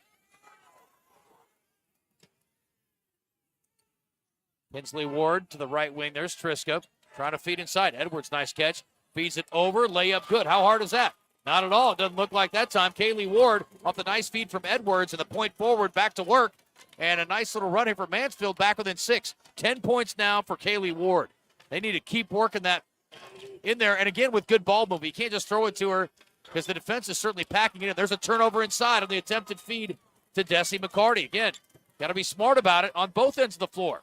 To the right wing, feed inside. Edwards up. No, but she's fouled. And a reach in again, and some frustration from Olivia McClellan showing through. Understandably, 48.6 at Mansfield, making a nice little move here, Josh. Yeah, it's a good run here from Mansfield. You mentioned, hey, they're feeding the high post again. They're feeding the person away from the rim, but who's inside the perimeter, and that's what they need to do. And Edwards has been so effective. She's got 6 assists in this game, Justin. Missed the free throw there. Would have made it a 5-point game. But a good job clawing their way back in. The Lady Tigers, no pun intended, they've fought down at the break by 7. Now within 6. And make it 5. Edwards free throw good. Again, Ward got going, talking about Kaylee in the first half. 5 of 10, her team 3 of 17, picking up the pace of late. 41 seconds to go. Raby also has had a much better start to the second half comparatively to her first half, where she really struggled. Desi McCarty working inside. Kicks it away. Raby couldn't handle it. Triska into the front court. On the right wing. She's going to go all the way in. Feed it across. She doesn't look interested in shooting it at all. Fuller takes it. Now they'll work it back around to Triska. She feeds inside. She knows what to do. Get it to Edwards. Scores it inside. Triska, good distributor. Just doesn't really look for her own shot at all, but that's fine. She's got her team back within 3 off the nice feed. Raby with 8 seconds. Crossing over and driving. Tough shot up and a block against the post player, Kaylee Ward. Tough call against Mansfield there, and a good job by Raby forcing the issue. 5.4 seconds left. Her team up by 3. The closest Mansfield has been in a long time, Josh. But a great job by the Lady Tigers clawing their way back into the third quarter, making this one competitive after it looked like they might get blown out. Free throw is good for Raby, who has come to life in the second half. Yep. Kaylee Ward, that's number 2 on her. Raby, no points at the break. And she now has 7. It was a 7-0 run, 13-3 overall. Leads back to 5. Make it 8, actually, for Raby. At the buzzer, off the glass almost. Right on line, a little too high on the backboard for Ward. And that's how the third quarter will end. It was a 7-point margin at the break. It's a 5-point margin after 3. 37-32. Mount Vernon-Enola in the lead. After 3, you're listening to the 2A Girls State Championship game presented by Roller Funeral Homes on the Buzz Radio Network. You'll find us at the end of a lot of long country roads, covering over 60% of the great state of Arkansas. Our 17 electric distribution cooperatives are working day and night to provide reliable, affordable power to over 500,000 homes, farms, and businesses, just like yours. The Electric Cooperatives of Arkansas, your local energy partners. We're with Bridget, whose husband won't be home for months, and whose daughter is due any day. We're with Mike, who's leaving home to protect his family and yours. We're with all service members and their families who need community, connection, and maybe a bit of magic. Are you with them? Learn more at uso.org today.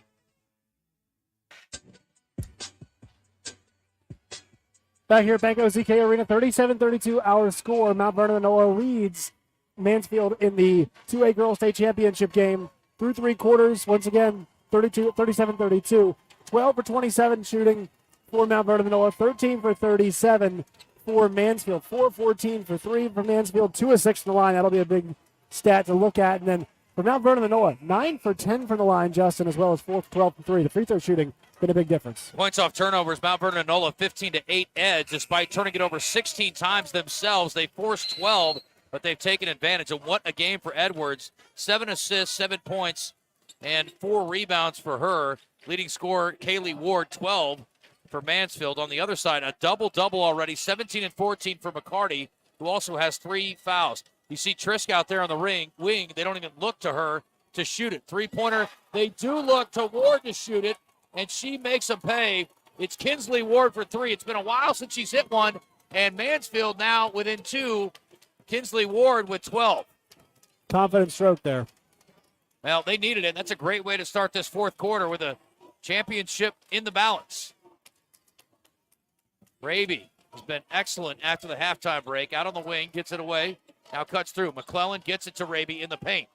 Back to McClellan. Runner in the lane, in and out. Ball batted away from Edwards by McClellan to keep it alive, but Mansfield able to track it down, and the Lady Tigers will bring it to the front court with a chance to tie or take the lead.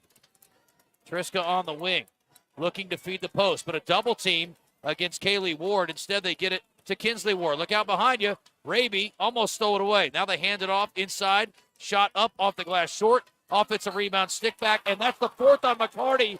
Kaylee Ward missed it. Got her own rebound, went back up, and McCarty reached in for her 4th foul with 6:48 to go. And she's looking around as if to say, what did I do? Well, they hit her right across the arm, and that's trouble. And McCarty and Raby, getting into it a little bit there. Obviously, a lot of passion. Raby was giving it to her a second ago, Justin. She was letting her have it. Yeah, maybe a little frustration there for the two seniors, obviously trying to take home their 2nd straight state title, but that was a tough moment right there. And again, that's what we thought Kaylee Ward could be, a dominant force inside with her size advantage. Got her own rebound and forced that foul on McCarty. And you got to ride the wave, I guess, if you're Mount Vernon-Enola. Don't see any look at the bench for Adam Carlton. He doesn't look like he has any interest in pulling out his star, Desi McCarty, and I can't blame him. Second free throw's good after the first one missed, and it's a 1-point game now. Mount Vernon-Enola by 1. Point of contention there was who boxed out. And I think the point with Raby was, hey, we all have to box out when it's Ward, because she was not the primary defender. Timeout being called by Mount Vernon-Enola. Primary defender in that possession was Olivia McClellan. And so I think what Raby was saying was, hey, you can't ball watch. You have to help out on that rebound. And she's saying that wasn't my person. McCarty's saying that.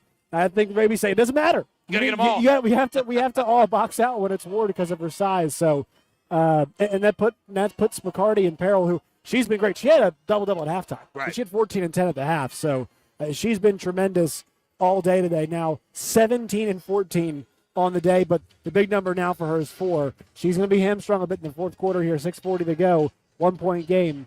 Well, and now do you decide you've got to attack? I mean, you've got to go into Kaylee Ward, right? You've got to work it inside to her and to Allison Edwards, who also has shown a talent for going up in space inside. And again, she's basically as tall as McCarty, so either one of them. And again, I want to give some credit. Trinity Triska, again, not a shooter, hasn't really put up any shots. She only averages 3 games, but she's been a great facilitator from the wing. They're just pitching it out to her, and she's able to feed the post. If they've got a double team, they look elsewhere. But when there's a single coverage in the post, whether it's Edwards or Kaylee Ward, they're able to get it in there, and Triska's really been the trigger from that right wing. She's been wide open, too, but twice she's fed it in there because they've had good seals, good positioning, and so it actually resulted in 2 baskets. We'll see what Mount Vernon-Enola drew up in the timeout. High post to Raby. She'll drive in. Shot up. That's blocked. Kaylee Ward just basically caught her shot, and going the other way, Mansfield, a chance to take the lead. going right back to Triska in the corner, right back to Edwards inside, working against McCarty, and there's her 5th foul. That's it. She's done. Nope. They're going to save her. They got McClellan on the reach. Oh, McCarty got bailed out right there. That was close. They were both in the vicinity. But I love the aggressive play of Mansfield. They said if it isn't broke, don't fix it. Lady Tigers going right back to it over and over again. Edwards' free throw ties the game at 37, and it worked brilliantly. Yeah, Adam Carlton over there on the bench, you can tell he's pondering what he needs to do because they're doubling the post. Yeah. And they cannot bring these double teams because they're leading the fouls, especially if they're not getting the first rebound. Second free throw is good, so they're up now, Mansfield is. The Lady Tigers have moved into the lead. 38-37, 9 now for Edwards, who's been excellent across the board. Stat sheet stuffing and making big free throws there. We have got an exciting one. 6 minutes to play. Mount Vernon-Enola playing from behind. They've been here before. Shot in the lane by Raby, no, and a corralled rebound by Kaylee Ward. They were down by 8 at the half in the semifinals. Fought their way back into the game. No panic by a team with a state championship pedigree. But this is a little bit of a different situation against a very talented, undefeated Mansfield team. There is a touch pass, beautiful catch by Edwards, a feed over to Kaylee Ward, left-hand layup, good off the glass, and she has 13. That was a beautiful play, did not put the ball on the floor, caught it, steps, bucket, good. McCarty, pump fake, 3 on the way, she got it. We're tied at 40. And a timeout, Mount Vernon-Enola. They've got 2 left now after this one, 5:22 to play. We are knotted up at 40, 20. For Desi McCarty. You having fun?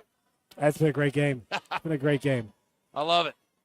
Both teams 33% from 3, 4 of 12 for Mount Vernon-Enola, 5 of 15 for Mansfield. But for them, I mean, it's, the key player has been Edwards. What the vision that she has, and also when she's one-on-one too, she has been taking it to the rim. She's 3 for 5 today, 9 points, 8 assists, 5 rebounds. I mean, That's the stat sheet stuffing right there. Done a little bit of everything. Yeah, I love what she's doing. How about 11 rebounds for Ward? She's got a double-double now. 15 points, 10 rebounds.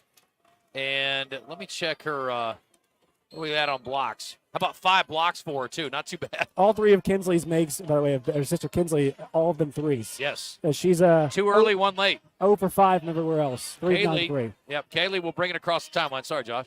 Kinsley between the circles, left wing. And again, there's the great facilitator, Trinity Triska. 1 of 2. Yes, no doubt. Yeah, Edwards facilitating a little different way. High post. That's Kaylee Ward. Gives it away to Triska. She'll dribble to the elbow, give it back. Right wing Kinsley. Ward. Out to her sister.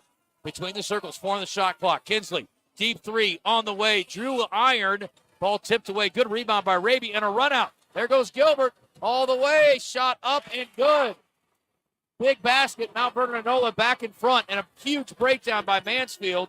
Not only do they not get a good shot, but they don't get back defensively, and there's another turnover. Harley Fuller, too tall for Kinsley Ward, threw her hands and out of bounds, and 42-40, Mount Vernon-Enola with the ball in the lead. Ethan Bowman just yelled at Kinsley Ward, get the ball, and then turned and walked down the bench. Didn't have much else to say to her. Yeah, she needs to get over there a little bit closer to her teammate. Swipes at it on the right wing with McClellan. There's a 3-pointer air ball by McCarty that time. Big break for Mansfield. That would have been a backbreaker. 4:12 to go. And the defending champs, the Lady Warhawks, by 2. Mansfield crossover to the left wing. There she is for 3. Back of the iron, but an offensive rebound by Edwards. Back up, no. And that time a great job by McCarty defending. And another run out. Here comes Gilbert all the way. Layup, yes. Huge defensive breakdowns for Mansfield late. You can't have it, and they do. We're ball watching, Justin. Mount Vernon-Enola by 4, and that's 4 points now for Alyssa Gilbert, and a timeout for Mansfield. You're right. There's the media. 3:39 to go. 44-40. Mount Vernon-Enola in the lead. It'll be Mansfield ball when we return for the final 3:39. Don't go anywhere. This 2A Girls State Championship game has gotten very interesting, and we will be back with the conclusion of it. It's presented by Roller Funeral Homes on the Buzz Radio Network. Arkansas State University, Three Rivers. You want to stay at home and take college classes? Visit Arkansas State University 3 Rivers at asutr.edu and enroll in online classes toward a certificate or degree. So keep your PJs on and go to asutr.edu. Scholarships available for ACT 19 and higher. Arkansas State University. Birch Tree Communities, providing care for individuals living with severe mental illness in their own supervised home environment. Their staff serves as a guide to members on their journey to independence in the community. If you have a client, friend, or loved one diagnosed with schizophrenia, schizoaffective, or bipolar disorder, and are in need of assisted residential care, please contact Birch Tree Communities Admissions Department or online at birchtree.org. Birch Tree Communities, a place called home. John's neighbors Justin Acre here, and some tense moments in the 2A girls state title game. Mount Vernon-Enola, the defending champs, have taken back the lead 44-40, 3:39 to go. 2 timeouts left for Mount Vernon-Enola, 5 for Mansfield. And this is the final media timeout of this 2A state title game. Lady Tiger basketball, they'll throw it into the backcourt to Kinsley Ward. It's a 7-0 run right now for Mount Vernon-Enola. Up top, Edwards, pull from 17, got it. That's a clutch jumper. How good has Allison Edwards been today? Her team within 2 now. That was a huge bucket. Lady Tigers back on defense now. Raby with it. Goes to the right wing. Gets it back. Looks inside to McCarty at the elbow. Spinning into the lane. Shot up. No. Battle for the rebound. It's tipped over to Mount Vernon-Enola's. Who got that? Was that McClellan or Gilbert? I think it was Gilbert. Yeah, it was Gilbert. Yep, Gilbert with the bucket. Huge basket, back to a 4-point margin. Inside, spinning, kick out. Edwards, back inside they go. Shot off the glass, no. Badly missed by Kaylee Ward. Had been in there a while, no 3-second call. 2:43 left. Raby, eyes up, drops it to McCarty. Free throw jumper, no. Rebound. And a foul by Raby going over the back. And we have 4 fouls now on Mount Vernon-Enola. 1 more, and they're going to the free throw line. So that's an advantage, obviously, for the Lady Tigers. They're down by 4. They may have to win it at the free throw line if they're going to have a shot. That's a bad foul right there. She came charging in and just went. And she saw the 21 and the ponytail. That's all. She just came charging in. That's a bad foul. And that's the 3rd on Raby. But, again, in the final moments here, probably not a huge deal. McCarty playing with 4. We thought she fouled out earlier. Triska dribbling, kicking to the corner. Harley Fuller, in and out. Fuller, catch and shoot 3 off the side of the rim, but out to Kaylee Ward. She'll drive in, layup good. Kaylee on the spot. Perfect position for the offensive rebound, and she knows what to do with it. Drives in, lays it up, has her team within 2. She has 15. 46-44. Lady Warhawks up by 2 with 2:06 remaining.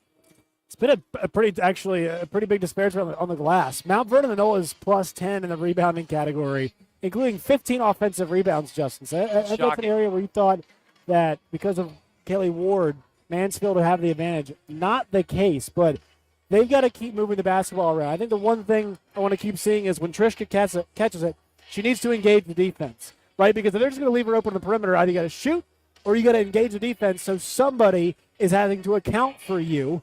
All right, and that gets more motion on defense and opens something up because if they're not counting for you, they're doubling somewhere.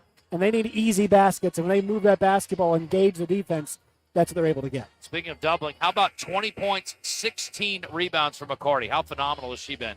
Fantastic in this game. Only double-digit score for Mount Vernon-Enola. On the flip side, got one Ward with 17. That is Kaylee. Yeah, Kaylee's got 17 and 12. And then her sister, Kinsley's got 10, but she's 3 of 16 today. 3 of 11 from 3. 11 for Edwards, who's been phenomenal. 7 rebounds and 8 assists for her. All right, Mansfield needs to stop here. 2 minutes to play. Right wing, it's Person. Got to look to run it through McCarty, I would think, right? Yep. She's in the high post. She has it. Has it knocked away momentarily. Goes to the baseline. And smartly, Person will dribble it out, and they'll reset. She didn't want to go up among the trees in there. Person standing 5'7". You got a 6'3" shot blocker roaming around in there. Mansfield zone causing some problems here this time. A near turnover, and it is. Great job poked away there by Harley Fuller, and into the front court comes Mansfield, and they got to travel. That was Kinsley Ward. She picked up her dribble, took a step, and it'll be a turnover back to Mount Vernon-Enola. Missed opportunity there. Could have tied or taken the lead. 131. A great job by Fuller getting the steal on one end, but they can't convert with an offensive opportunity on the other end. All right. Who's going to make the last few critical plays? We'll find out. And there is a travel on the other end. Oh, my goodness. Alyssa Gilbert thought about a three-pointer, had a defender running at her, and instead she tried to take it on the dribble but stepped first. And an unforced error there by Mount Vernon-Enola gives it back to the Lady Tigers. They're down by 2, and then they throw it away. Holy cow, we've got nervous moments and sloppy play as we get towards the end of this one. 1:13 to go. Tired legs, too. Can't have it. Gotta have a sharp mind, though. Josh can't make that play. Mansfield stays in the zone. McCarty working in the high post. Goes baseline. Raby up. Good. Excellent play there. Catch on the baseline. Goes straight up with it. Now Mansfield's got to have an answer. Across the timeline. Kinsley Ward inside. Too tall for Edwards. A turnover. Raby. They're going to try to trap her in the backcourt. Drops it. They'll bring it across the timeline. Or will they? Yes, to Raby in the middle of the floor. And they're going to give a foul. And with 42 seconds left, they've still got 4 more to give before we get to bonus time. Oh, my. Big turnovers by Mansfield here, and it is costing them. We got a timeout on the floor. That's why they want a foul there, right? I mean, you might say play it out normally, I guess, but no, you can't really at this point you can't with another the number 35-second shot clock, and you got to score twice. And the number of fouls you need to get. Yeah, so, I mean, they got to start fouling. And got to go be aggressive for a steal. If you get one, great. If you don't, you get a foul. You got to fill 4 more times, then hope they miss their free throws, and you got to go get some buckets. Fouls-wise, you got plenty to give. Fuller's got 1. Trishka's got 0. Edwards has 2. Kaylee Ward, she's got 2, and then 3 for Kinsley Ward. So plenty of fouls to give across the board here, and you've only got 1 team foul. But that was a great offensive possession we just saw where in the high post it was McCarty. 2 minutes, I think 3 defenders came up and basically swarmed around her, and Raby, just a veteran, knows what to do, ran the baseline, got open, made the layup, pushed the lead to 4. 34 turnovers between these two teams in this game. 42 seconds left. They've got to go hard defensively. You got to get her. What are they doing? They don't even know which way they're going. They overplayed up court, and Raby turns around and goes to the score. Mansfield didn't know which way they were going. What a huge mental error down the stretch here. Multiple mistakes by Mansfield, and they make it a 6-point game. Edwards, deep 3, air ball. Oh, my goodness, what a meltdown by the Lady Tigers. I cannot believe it.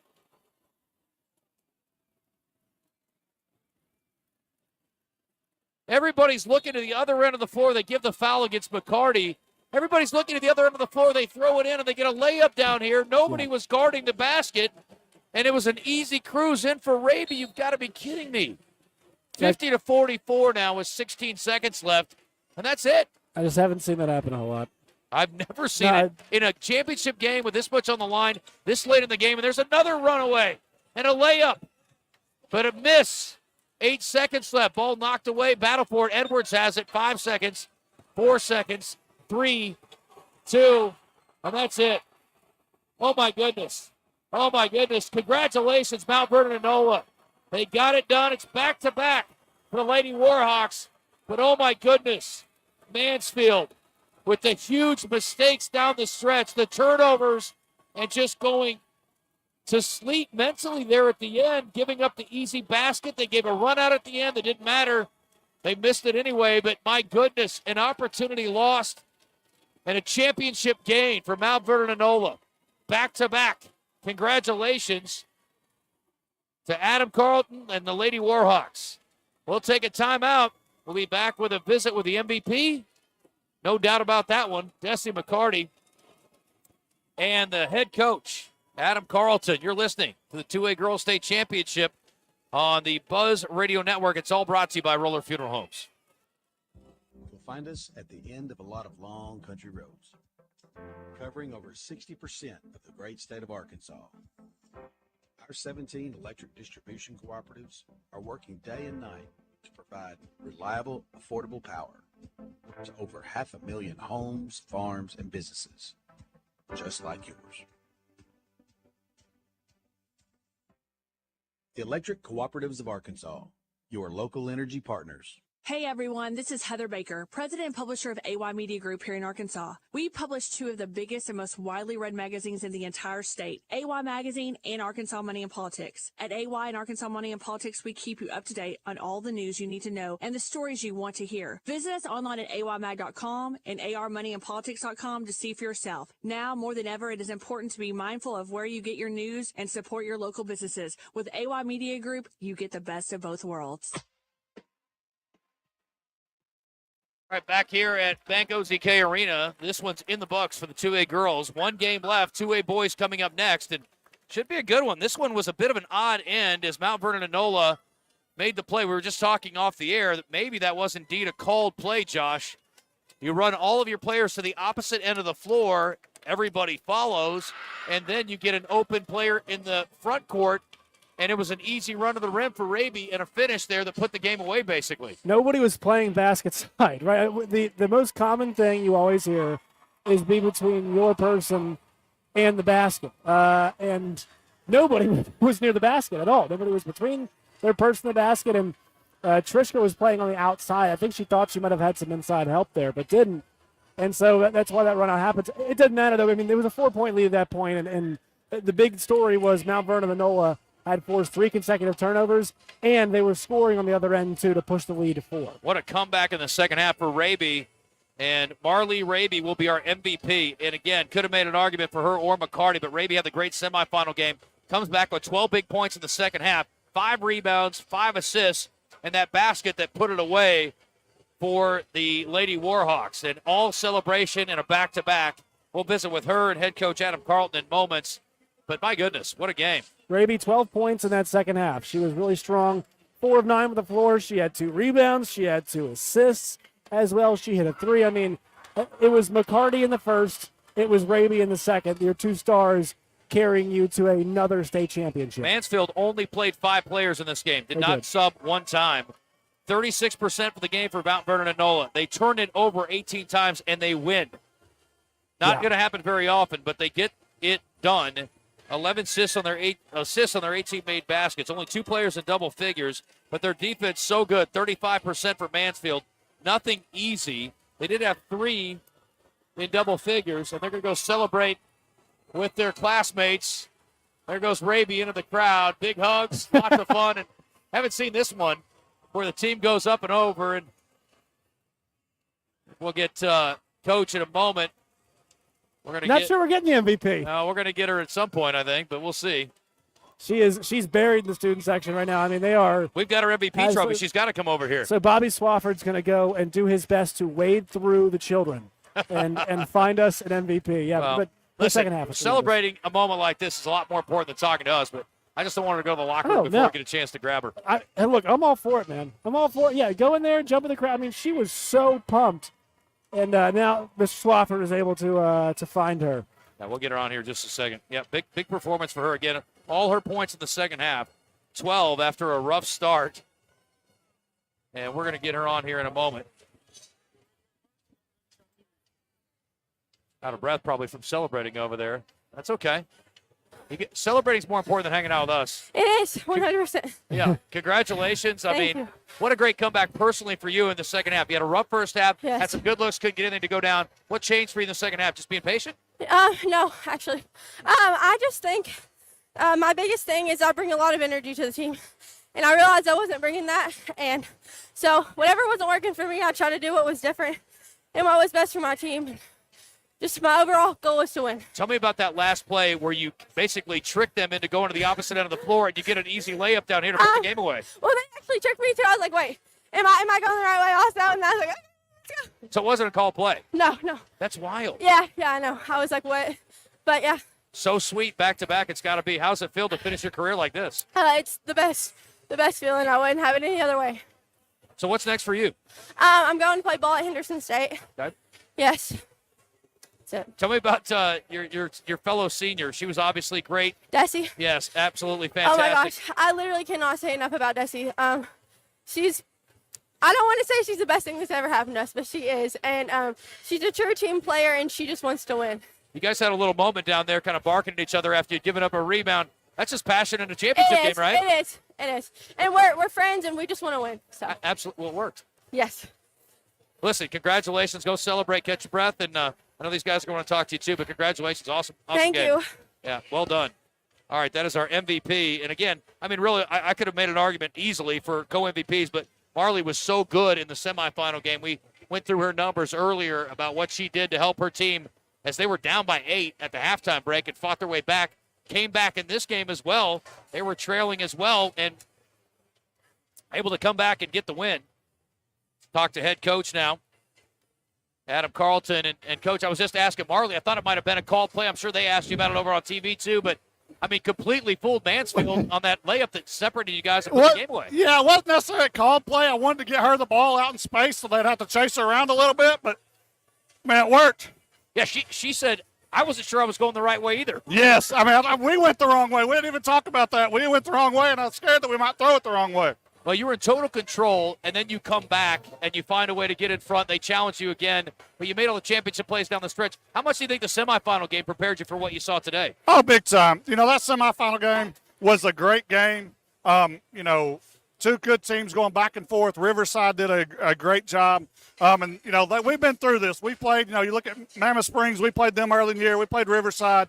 We played a bunch of good competition that hopefully would, you know, set us up for this. Desi in the first half, and then Marley finishes off the second half. Talk about your two seniors, the way they played today. Man, this senior group, I can't say enough about them. Love them to death. They've won a bunch of games over the last 3 years. Going to miss them, but, man, what a fun ride they took us on. No doubt. I mean, I love McCarty's demeanor throughout. I mean, she is just a warrior in there. Nothing flat. I mean, unflappable completely, it looks like. I mean, she did a great job. You know, Raby put a big game for us in the semifinals. McCarty's always there. Person's always there. Olivia McClellan, who played her rear end off down there, you know, having to battle against 12. You know, proud of this senior group. Couldn't ask for a better group. How about the matchup with Ward? I mean, she's obviously, you know, great shot blocker, caused a lot of problems, got some offensive buckets too. I mean, how hard was the challenge there? She's big. We haven't seen anybody that could, you know, block a bunch of our shots like she does. She did a wonderful job. Got a bright future ahead of her. I'm hoping I might see her anymore. Second one as sweet as the first? Yes. The second one was great. The first one was great. Second one, everybody just kind of expect we're supposed to do that again. And, you know, it's not that easy. It's not that easy. You got everybody back. Just not that easy. But, you know, these kids wanted this. That was their deal. They wanted to go out, be champions one more time. Coach, congratulations. Thanks for the time. Thank you. Appreciate you. All right. Appreciate it, guys. You bet. That's our head coach, Adam Carlton. 2A girls state title goes to Mount Vernon-Enola. And, again, want to go through the final numbers here before we take our end break and get you set for the 2A boys game. 50-44 the final. Again, back-to-back. First loss of the year for Mansfield. They end 32-1. Mount Vernon-Enola riding that 47-game win streak 47 now. Incredible. 36% and 18 turnovers. Again, not numbers from a championship team typically, but they got the job done today. 4-16, though, Justin. That's the other thing. You can turn the ball over that much if you're evening it out with how often you force turnovers. 11 assists for Mount Vernon-Enola as well, and their 18 made baskets. 20 points for Desi McCarty with 16 rebounds. 12 for Raby with 5 boards, 5 assists, and 3 steals. 8 points for A.J. Person. Thought she was very solid. She played all 32 minutes. 2 for McClellan, 6 for Alyssa Gilbert, 2 for Ashley Sprague. And on the flip side, 17 for Kaylee Ward with 12 rebounds. Kinsley Ward with 10 and 2. She had 6 turnovers, though. Tough day for her. And a couple of costly turnovers for this team down the stretch. 11 for Allison Edwards. We both were singing her praises. She was fantastic today. 2 assists, 2 steals, 7 rebounds, and just a couple of turnovers in 32 minutes. Again, all 5 players from Mansfield played all 32 minutes. Fuller was 2 for 6, had 6 points, couple of rebounds, no assists, and a couple of steals. And Triska 0 for 2 from the floor. But, again, we were giving her credit. A couple of steals defensively, had 2 assists, did a good job feeding the post a couple of occasions. But a tough shooting day, 35%, 5 of 19 from 3, 26%. Just not quite good enough for Mansfield tonight. But finally, a competitive girls championship game, and awesome it was the game. last of them to do it. So there you go. All right, we got a good boys game coming up for you next. It's going to be a 2A championship between 2 very talented teams. Should be a lot of fun. And Peyton DePriest is the big story in this one, Josh. a 30-point per game scorer. Cannot wait to see this guy operate. He was not their leading scorer in the semifinal game, it should be pointed out, but he will be a fun one to watch as Marshall, the Bobcats, taking on a very talented East Poinsett County Warriors team. And this is a group that hasn't been in the finals in a minute, but they certainly were a staple back in the day. 2016 title to Earl, they lost their last state title in 2012, but this is a team we used to see go deep in the playoffs year after year. So we'll take our break. We'll come back with the pregame of this 2A state title game, the 12th of 12. We'll crown one more before we go home from Hot Springs. Stay tuned. Basketball continues on the other side. You're listening to High School Championship Basketball presented by Roller Funeral Homes on the Buzz Radio Network.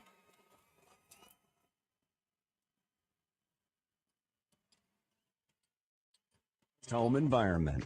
Their staff serves as a guide to members on their journey to independence in the community. If you have a client, friend, or loved one diagnosed with schizophrenia, schizoaffective, or bipolar disorder, and are in need of assisted residential care, please contact Birch Tree Community's admissions department or online at birchtree.org. Birch Tree Communities, a place called home. I need a place that can print documents and I can have them notarized as well. You mean like Pro Copy in Hot Springs? Yeah, but a place that can take care of all my shipping needs too. Well, Pro Copy offers shipping for both FedEx and UPS and can even handle faxing and notarizing. Yeah, but somewhere I can use their services to print, email, and access the internet. You need Pro Copy in Hot Springs, next to Sutherland's on Albert Pike. They can handle all of your copying needs and so much more. Just call them at 501-624-2303. Wait, I got it. I'll go to Pro Copy. We understand that in times of loss, every detail matters. Hello, I'm Renata Jenkins-Fowler with Roller Funeral Homes. It is a privilege to be chosen as the best funeral homes in Arkansas year after year for 24 consecutive years because it signifies the faith and confidence placed in us by those we serve. We are continuously seeking to elevate our standards of excellence. Thank you for your trust. Roller Funeral Homes, where compassion meets excellence with all our respect.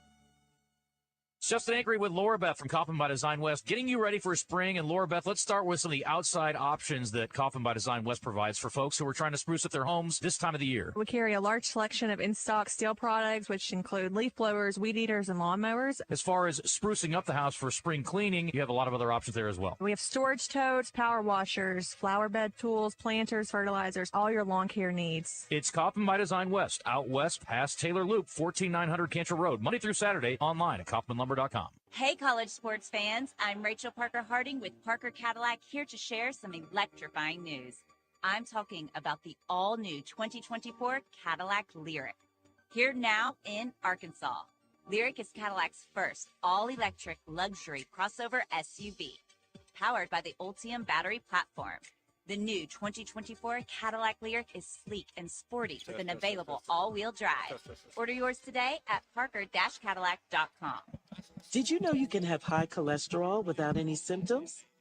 High LDL or bad cholesterol can have a big impact on your cardiovascular health, increasing your risk of a heart attack or stroke.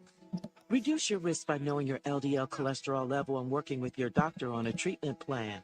Lowering your LDL cholesterol today can help you enjoy a healthier tomorrow. Visit the American Heart Association at heart.org/LDL to learn why lower is better. This time of year, all eyes turn to Bank OZK Arena for the pinnacle of high school basketball matchups in the state of Arkansas. Seven, taken by Foster. Going right side, that's out the sill. Sill to the lane. Good hole. Here comes Frankie away with the basketball. Quickly the other way, driving to the basket. A slam dunk. Going on a beautiful feed. Those matchups begin now. Right there to pick it back up, shooting. He lost the handle on. Here comes Reeves. Reeves is going to hold from the right side. Welcome to the 2024 High School Basketball State Championships, presented by Roller Funeral Homes. Today's game is also brought to you by Arkansas State University, Three Rivers in Malvern, Birch Tree Communities, the Electric Cooperatives of Arkansas, and Pro Copy and Mail. Ball batted away. Here comes Easton the other way. Driving to the bucket with the left hand. Lays it up and in. 8-point lead. Today's 2A boys game features the East Poinsett County Warriors and the Marshall Bobcats. Now, let's join our broadcast team. Here is Wes Moore and Josh Neighbors. We are ready to go. It is the last game. We've got 11 down, 1 to go. What a weekend it's been in Hot Springs. Glad you're with us. Marshall Bobcats, 28-8 on the year, taking on the East Poinsett County Warriors, 22-13. A little deceiving, that record, because EPC's got a lot of football players on the team. Most of their team is the football team, and so it took them a little bit to get going in basketball, but once they got going, obviously it really got going, and here they are in the state championship game, Josh. Yep, it's exciting, and that's the one thing you see some of these teams. It just takes them a while to get some things rolling, but yeah, they had some losses that happened.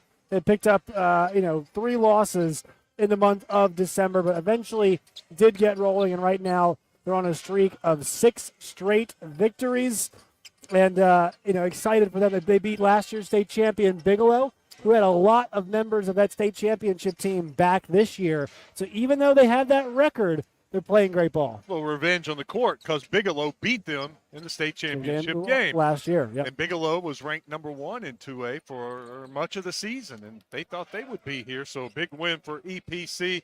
You'll recognize some of those names from EPC in the state championship game. At least I do. Dennis Gaines, yes, the running back who is going to play for UCA on the football field, not the basketball court. Dennis Gaines, 10 points, 5 rebounds. His younger brother, Jacob Gaines, leads the team in scoring with 15 points, 7 rebounds. Omar McHouston. Yep. He was a wide receiver. Secondary doing it all. too? Yes, he is very athletic. I remember he went out in the state championship game, and that really hurt EPC. But Omar averages 9 points, 4 rebounds. This is a team that uses their speed, their quickness. They're not very big, but they average 7 steals a game, and they're going to attack the glass, Josh. 14 offensive rebounds a game. They're not a good shooting team. 25% from the three-point line. Very old school. Shoot the ball and get towards the rim and go get it. I thought of Michigan State. I thought, throw it at the rim, go get it, and put it back in. Yep. They're 58% from the free throw line, so not great shooters, but they're going to, you know what, they want to play football on the basketball court. They've maneuvered their way in, Wes. Yes. They've maneuvered their way here. We'll talk a little bit about Marshall when we come back. We're getting started here in Hot Springs, the last game of the season. You're listening to the 2024 High School Basketball State Championships, presented by Roller Funeral Homes on the Buzz Radio Network. Hello, I'm Renata Jenkins Fowler, the 3rd generation of Roller Funeral Homes. In the heart of Arkansas, where compassion meets excellence, my family's legacy has stood the test of time. When you turn to Roller Funeral Homes, you are not just relying on a service, you are embracing a cherished family tradition. For the past 24 consecutive years, you have chosen Roller Funeral Homes as the best of the best, and we are truly humbled and thankful. Roller Funeral Homes, where compassion meets excellence, with all our respect. You'll find us at the end of a lot of long country roads, covering over 60% of the great state of Arkansas. Our 17 electric distribution cooperatives are working day and night to provide reliable, affordable power to over 500,000 homes, farms, and businesses, just like yours. The Electric Cooperatives of Arkansas, your local energy partners. Birch Tree Communities, providing care for individuals living with severe mental illness in their own supervised home environment. Their staff serves as a guide to members on their journey to independence in the community. If you have a client, friend, or loved one diagnosed with schizophrenia, schizoaffective, or bipolar disorder, and are in need of assisted residential care, please contact Birch Tree Communities Admissions Department or online at birchtree.org. Birch Tree Communities, a place called home. It's the largest and heaviest moving part in your home. It's the garage door. It never fails at a convenient time. Trust Overhead Door Company of Little Rock to keep your garage door running smoothly 24/7, 365. With same-day service and trusted technicians, Overhead Door Company of Little Rock is the team to call. The original Red Ribbon Garage Door Company since 1967. Call 501-510-6399 or schedule online at overheaddooroflittlerock.com. Welcome back to Benco ZK Arena. Wes Moore, Josh Neighbors with you. 2A Boys State Championship game. Marshall and EPC, East Poinsett County. Marshall Bobcats 28-8 on the year. They were in the state championship game last year. In fact, they thought they were going to win it in the fourth quarter. It looked like they might win it in the fourth quarter, but they fall in the fourth quarter and finish as the runner-ups. And today they're trying to finish the job and get that state trophy and take it back home to Marshall. Head coach is Donnie Smith. Look over there, Josh, at his assistant coach, Kate Smith. It's his daughter. Pretty cool deal. He said, it brings a different perspective to things, getting to work with your daughter every day. But led by Peyton DePriest. Can't wait to watch him. Heard a lot about him. Saw him last year in the state championship game, but he averages 30 points, 8 assists, 8 rebounds, does a little bit of everything. A heck of a shooter already. 2,000 career points for Peyton DePriest. If you want to know where the ball's going to be today with those kinds of numbers, when Marshall's got the rock, it's going to be with 0. He's going to have it a lot of the time. They rely on him very, very heavily, and that's how they've ridden him all the way here. This is a team that, look, they have also avenged their loss on the way here too, right? Lost to Cutter Morningstar and got that one back in the playoffs, 73-63, to earn their way into the championship game. Yeah, took care of one of the demons. Now they can get rid of the other demon and win that state championship today. Jesse Ragland averages 12 points, 10 rebounds. He's a 6'3" senior, and he scored over 1,000 points in his career. Cole Harness, got to keep an eye on Cole, too. He's number 5. We'll talk about him today. Averages 9 points, 4 rebounds a game. He had 15 points in the big state tournament game earlier. 62% shooter from the three-point line. That was one of the things I wrote down. 62%. You looked at me kind of funny. That's high. As my analysis, that's high. That's extremely, extremely high. At 62%, I'm like, why is he only averaging 9? How many did he shoot? Yeah, I was going to say. He needs to be shooting about 10 a game. Yeah, I don't know why. I mean, at that point, look, once again, that's unsustainable, as they say. But still, if we're at the end of the year and we're shooting that well, we got to keep jacking him. Yeah. Well, we'll see how good of a shooter he is today. Marshall, 28-8, EPC, 22-13. We're about 3 minutes away from tip-off. We'll take our final break. We'll get you set. When we come back, you're listening to the 2024 High School Basketball State Championships presented by Roller Funeral Homes on the Buzz Radio Network. I need a place that can print documents and I can have them notarized as well. You mean like Pro Copy in Hot Springs? Yeah, but a place that can take care of all my shipping needs too. Well, Pro Copy offers shipping for both FedEx and UPS and can even handle faxing and notarizing. Yeah, but somewhere I can use their services to print, email, and access the internet. You need Pro Copy in Hot Springs, next to Sutherland's on Albert Pike. They can handle all of your copying needs and so much more. Just call them at 501-624-2303. Wait, I got it. I'll go to Pro Copy. Arkansas State University, 3 Rivers. Want to go to college but don't know the first thing to do? Check out Arkansas State University 3 Rivers. They'll help you relieve that fear and show you how easy enrolling in college can be. Visit asutr.edu and apply online today. Scholarships available for ACT 19 and higher. Arkansas State University, 3 Rivers. As MNB continues to grow, we want you to know the one thing that will never change is the way we do business. We still make the process of securing a loan simple and straightforward with a staff of experienced and professional loan officers. MNB has a variety of products and services to fit your individual requirements. Whether it's buying a new home, starting a new business, or expanding your business, our rates are extremely competitive. You keep moving forward. At MNB, we've got your back. Check us out at mnbbank.com. Member FDIC, Equal Housing Lender. Hello, I'm Brett Rogers, President of Capital Technology Group. You might know us as Capital Business Machines, but our new name represents our growth as one of the state's leaders in business technology. When you've been around for 80 years like we have, you learn a thing or two about change. But what will never change is our commitment to our clients. We're still the same reliable team here to meet all your technology needs. Capital Technology Group is bigger and better than ever before. Learn more at captg.com. At ASU Three Rivers in Malvern, they understand you have a life outside of school. With small class sizes and online options, they provide flexibility and personalized education right at your fingertips. Get a certificate or a degree at ASU Three Rivers in Malvern and make your dream a reality. Apply online at asutr.edu at ASU Three Rivers in Malvern. They also have esports, baseball, and softball that began last fall. Apply online at asutr.edu.com. Josh Neighbors alongside me, Wes Moore. For the final game of the state championships, it's Marshall and East Poinsett. Watching these two teams warm up, small size advantage goes to Marshall. EPC, I'm thinking with all these football guys, they're going to have some quickness.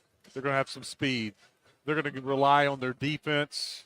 And as we said earlier, the offensive rebounds, creating turnovers. So to me, the key for Marshall, can you handle that pressure? Can you run your offense? Can you get the Priest loose? Can you get the shots that you want instead of what EPC is going to try to do to you? Yeah, you see the size. All right, try to hammer at the size, right? We'll see if kind of the Jenga tower will fall a little bit if you start leaning on it some, and we'll see if EPC can lean on them in this game in the final championship. Well, EPC's who they are. They've been playing against, I'm sure, taller teams all season year long, and somehow they found a way to win. So it shows you they're able to overcome a lack of size with their speed, quickness, and tenacity on the glass. That's one thing that Marshall's going to have to do, too. Is they're going to have to hit the glass and get the rebounds because we know the EPC gets a ton of offensive rebounds. I like the fact that we had two teams play, Wes, that had a combined 0 losses.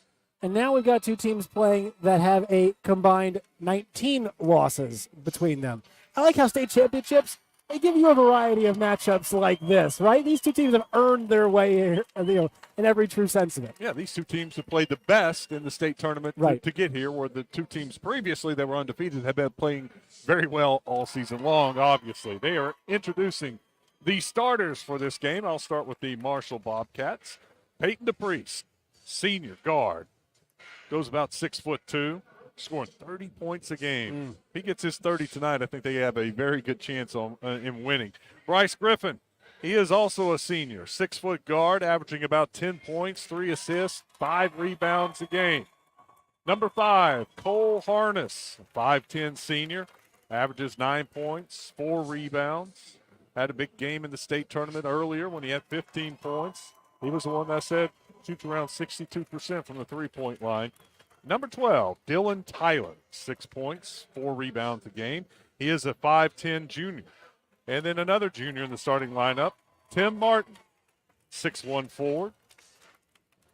2 juniors, 3 seniors in the starting lineup for the Marshall Bobcats. They're and what color? I'm colorblind. Is that black or is that maroon? It's black, white numbers, and they've got a gray stripe down the side of the trunks. Yeah, I can see that gray stripe. I just wasn't sure if that was a true black or a kind of a deep maroon. That's a black. I think it's black. Yeah.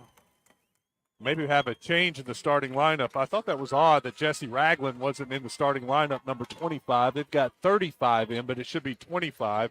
Ragland came out. He is a big, thick, possible future lineman right there. I mean, he has got some bulk. He's going to use that bulk inside against EPC and try to hit the glass. But Ragland is a senior, a 6'3" senior, with over 1,000 points in his career at Marshall. He averages about 12 points and 10 rebounds a game, so he could be very big for Marshall. They are now introducing the East Poinsett County Warriors. Number 1, Trevor Smith, is a senior guard. Number 2, Omar McHouston. He is also a senior guard, averaging about 9 points and 4 rebounds a game. Tyrus Reel, a junior guard, averaging 13 points, 5 assists a game. Jacob Gaines, he is a sophomore, averages 15 points, 7 rebounds a game. Dennis Gaines, the older brother, Jacob a sophomore, Dennis a senior. He's the one going to UCA to play football, averages about 10 points and 5 rebounds. And they are not starting 6 players. I made a mistake.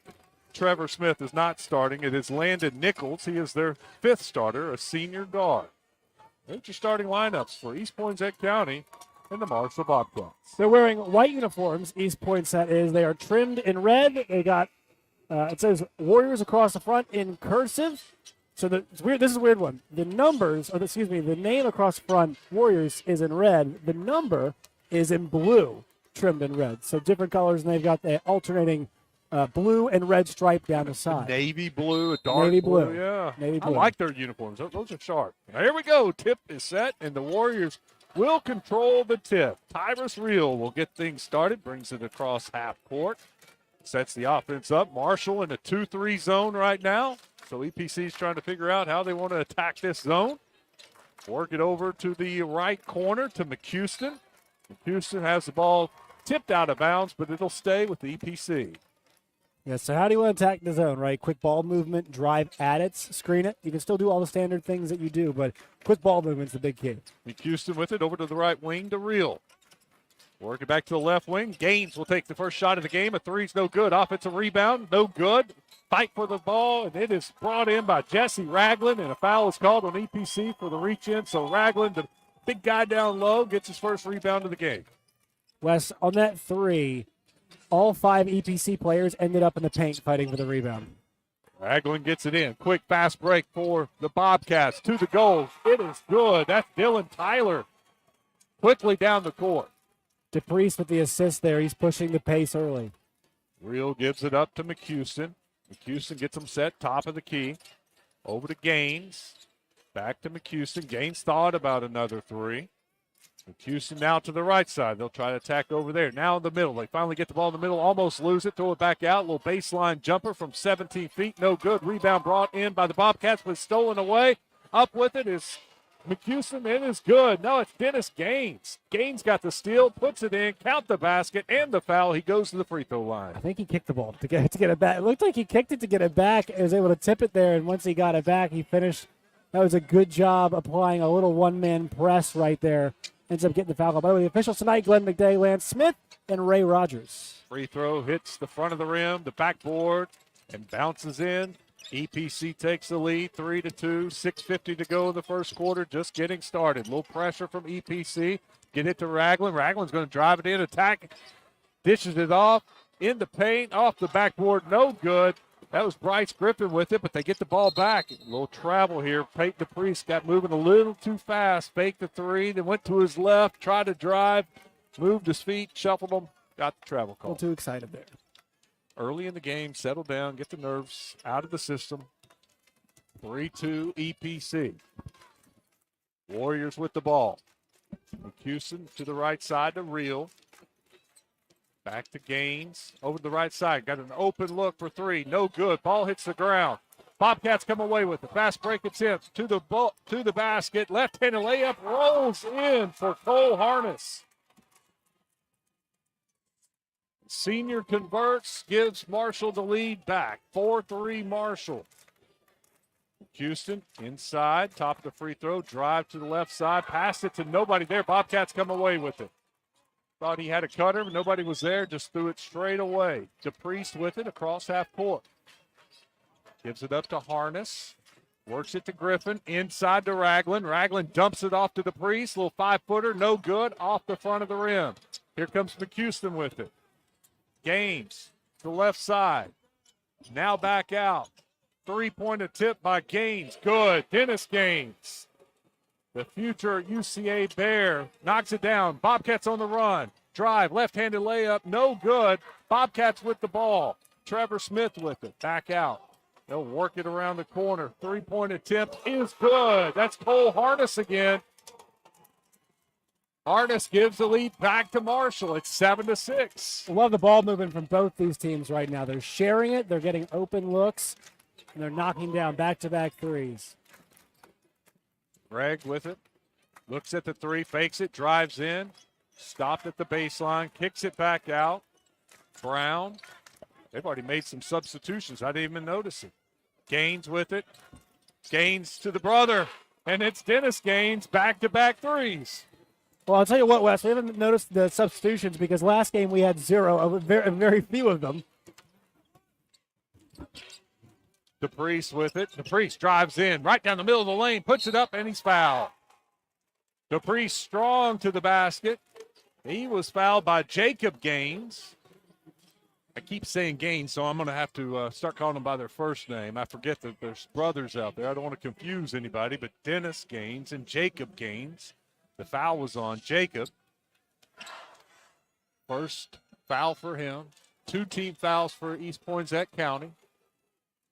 1 foul on Marshall. EPC leads it 9-7. DePriest to the free throw line. Second free throw is good.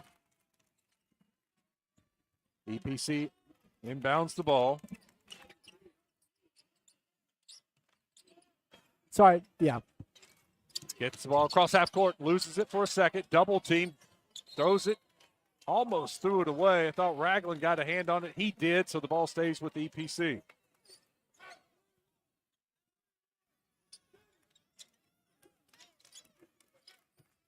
Real with it at the top. Dribbling with nobody out there. Bobcats in that 2-3 zone. Now a little pressure. Kicks it to the corner. Over the corner to Gaines. Gaines 3. He's fouled. DePriest got him. Yep. Didn't let him land. So Dennis Gaines will go to the free throw line to shoot 3. I think that was a three-pointer he was attempting, wasn't it? I believe it was. Yeah, he might have landed inside the arc, but DePriest did get under him. Gaines jumped forward a little bit there, but still. First one's off. First one's way off, way short. I told you they shoot 58% from the free throw line.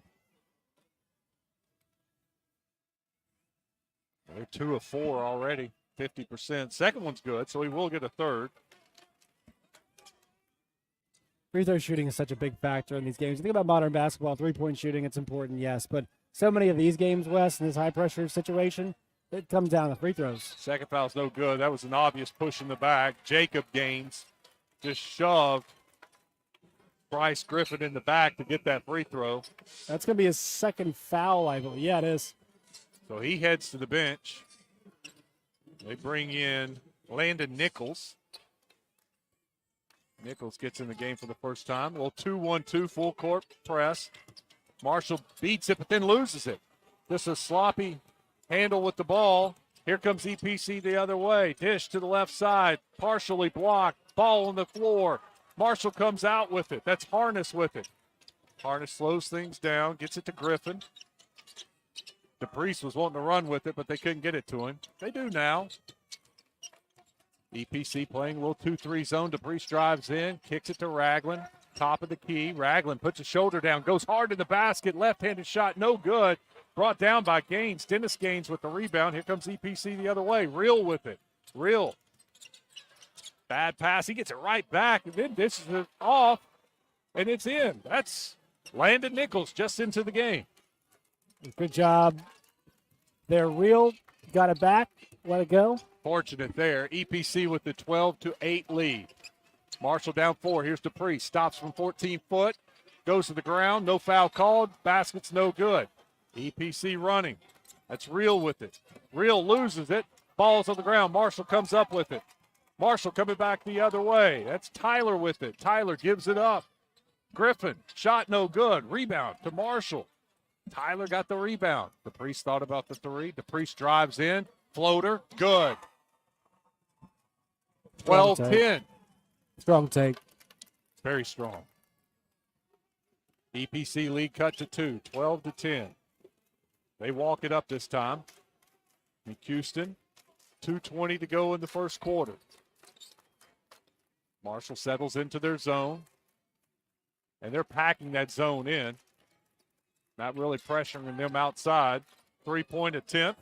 Quincy Perry, no good. Marshall with the rebound. Griffin brings it up. Gives it to Ragland. Ragland drives in, spins. Kicks it back out. Wide open 3. Harness, no good. Rebound Marshall. Up with it strong, no good. That was Griffin. EPC running now. Real with it.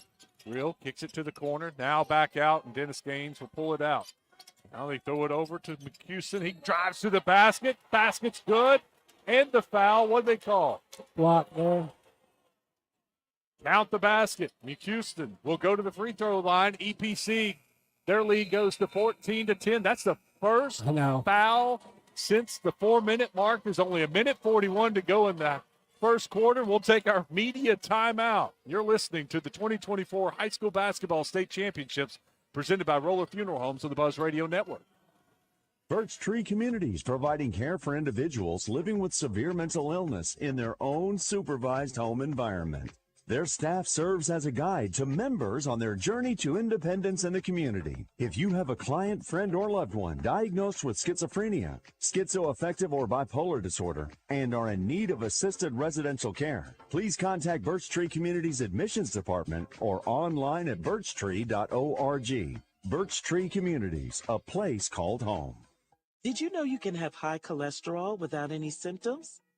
High LDL or bad cholesterol can have a big impact on your cardiovascular health, increasing your risk of a heart attack or stroke. Reduce your risk by knowing your LDL cholesterol level and working with your doctor on a treatment plan. Lowering your LDL cholesterol today can help you enjoy a healthier tomorrow. Visit the American Heart Association at heart.org/LDL to learn why lower is better.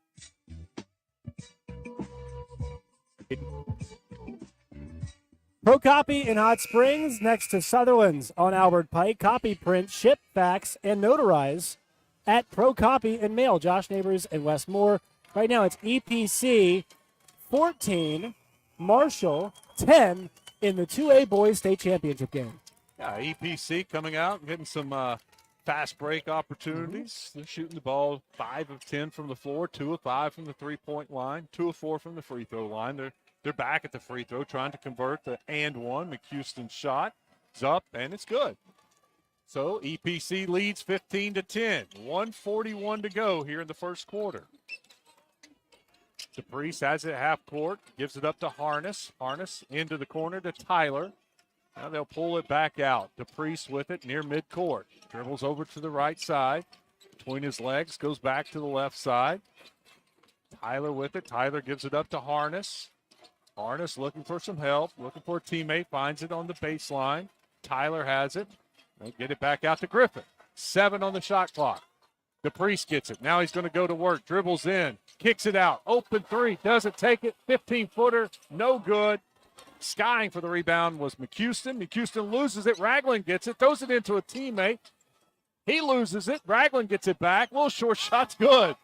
That was a crazy sequence event for 2 points, but I guess it works. It also shouldn't have happened. That was a shot clock violation. It was absolutely a shot clock violation, and they didn't call it. McHouston looking over at his coach at half court, trying to figure out what they want to do here. Marshall still playing that 2-3 zone. 34 seconds to go in the first quarter. Play clock, shot clock at 16, so they can't use it all. McHouston thought about the 3 for a second. Perry has it now. 8 on the shot clock. Gaines with it. I thought Gaines walked, got away with it, but he dribbled it off his foot and out of bounds. I guess it didn't hit a Marshall Bobcat. It looked like it ricocheted a little bit. Well, but I'm wondering how it went that direction then. It was off of his foot. He dribbled it and went off of his foot, I thought. Well, the thing was he was driving right. the left wing right to the middle of the lane. How the ball get returned back to the left side and go out of bounds? DePriest threw it in, but Harness wasn't looking. He turned around at the last second and got it. DePriest with it, dribbling. He gives it up and sets the screen for Griffin to drive in. He gets the shot blocked. McHouston skies for it. McHouston with it down the right side of the floor. Here he comes, cuts to the middle, all the way to the basket, off the front of the rim. No good as the shot clock and the play clock expires. It is 15-12 EPC. After 1 quarter of play, you're listening to the 2024 High School Basketball State Championships presented by Roller Funeral Homes on the Buzz Radio Network. We understand that in times of loss, every detail matters. Hello, I'm Renata Jenkins-Fowler with Roller Funeral Homes. It is a privilege to be chosen as the best funeral homes in Arkansas year after year for 24 consecutive years because it signifies the faith and confidence placed in us by those we serve. We are continuously seeking to elevate our standards of excellence. Thank you for your trust. Roller Funeral Homes, where compassion meets excellence with all our respect.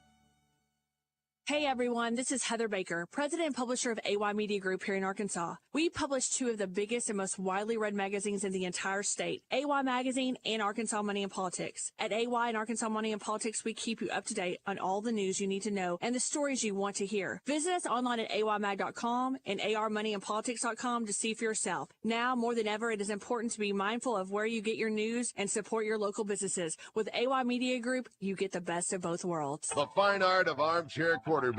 Can you dig it? Can you dig it? 1037 The Buzz. KABC. Want a powerful position? The Electric Cooperatives of Arkansas show you the winning plays. Transform your career today at aecc.com/careers. The Electric Cooperatives of Arkansas, energizing Arkansas high school football and basketball for more than 75 years with great employees. Want to join a winning team? They're hiring. Visit aecc.com/careers for more information. After one quarter, it's East Poinsett County 15, Marshall 12 here in the 2A Boys State Championship. I'm Josh Neighbors with Westmore calling the action. Glad you're with us. Second quarter just underway. Ragland drives baseline, gives it up to a teammate, takes it up, partially blocked, gets it back, blocked again. Here comes EPC. 2 on none. Fast break and the slam. EPC adding to it with the Jacob Gaines dunk. 7:42 to go in the second quarter, and EPC leads by 5. Wes, we've seen the Gaines brothers loose on the football field. It's just as terrifying on the basketball court. They are forces out in open space. Ragland with it up top. Gets it to DePriest. DePriest, little 15-footer floater. No good. Tipped around. EPC comes away with it. They've got numbers. They're going to fast break attempt. No good. Rolled in, rolled out. Get the rebound. Yep, it's up. It's good. Jacob Gaines again. Gaines with 4 quick points to start the second quarter. EPC lead grows to 7. He was scoreless in the first quarter, mostly West, because he had 2 personal fouls. So he's back into the game, and his impact is already being felt. Push the lead to 7. Rolling the dice a little bit, putting him in with 2 fouls here in the first half. Trusting his sophomore. Paid off so far. Yeah, no doubt about it. DePriest gives it up to Griffin. Griffin looking for somebody to pass to, gets it right back to DePriest. He throws it inside to Ragland. Ragland's fouled. Just a bad foul from Landon Nichols. Came over his back. No need for that. Just the first team foul on EPC in this quarter. That's the first foul for Nichols.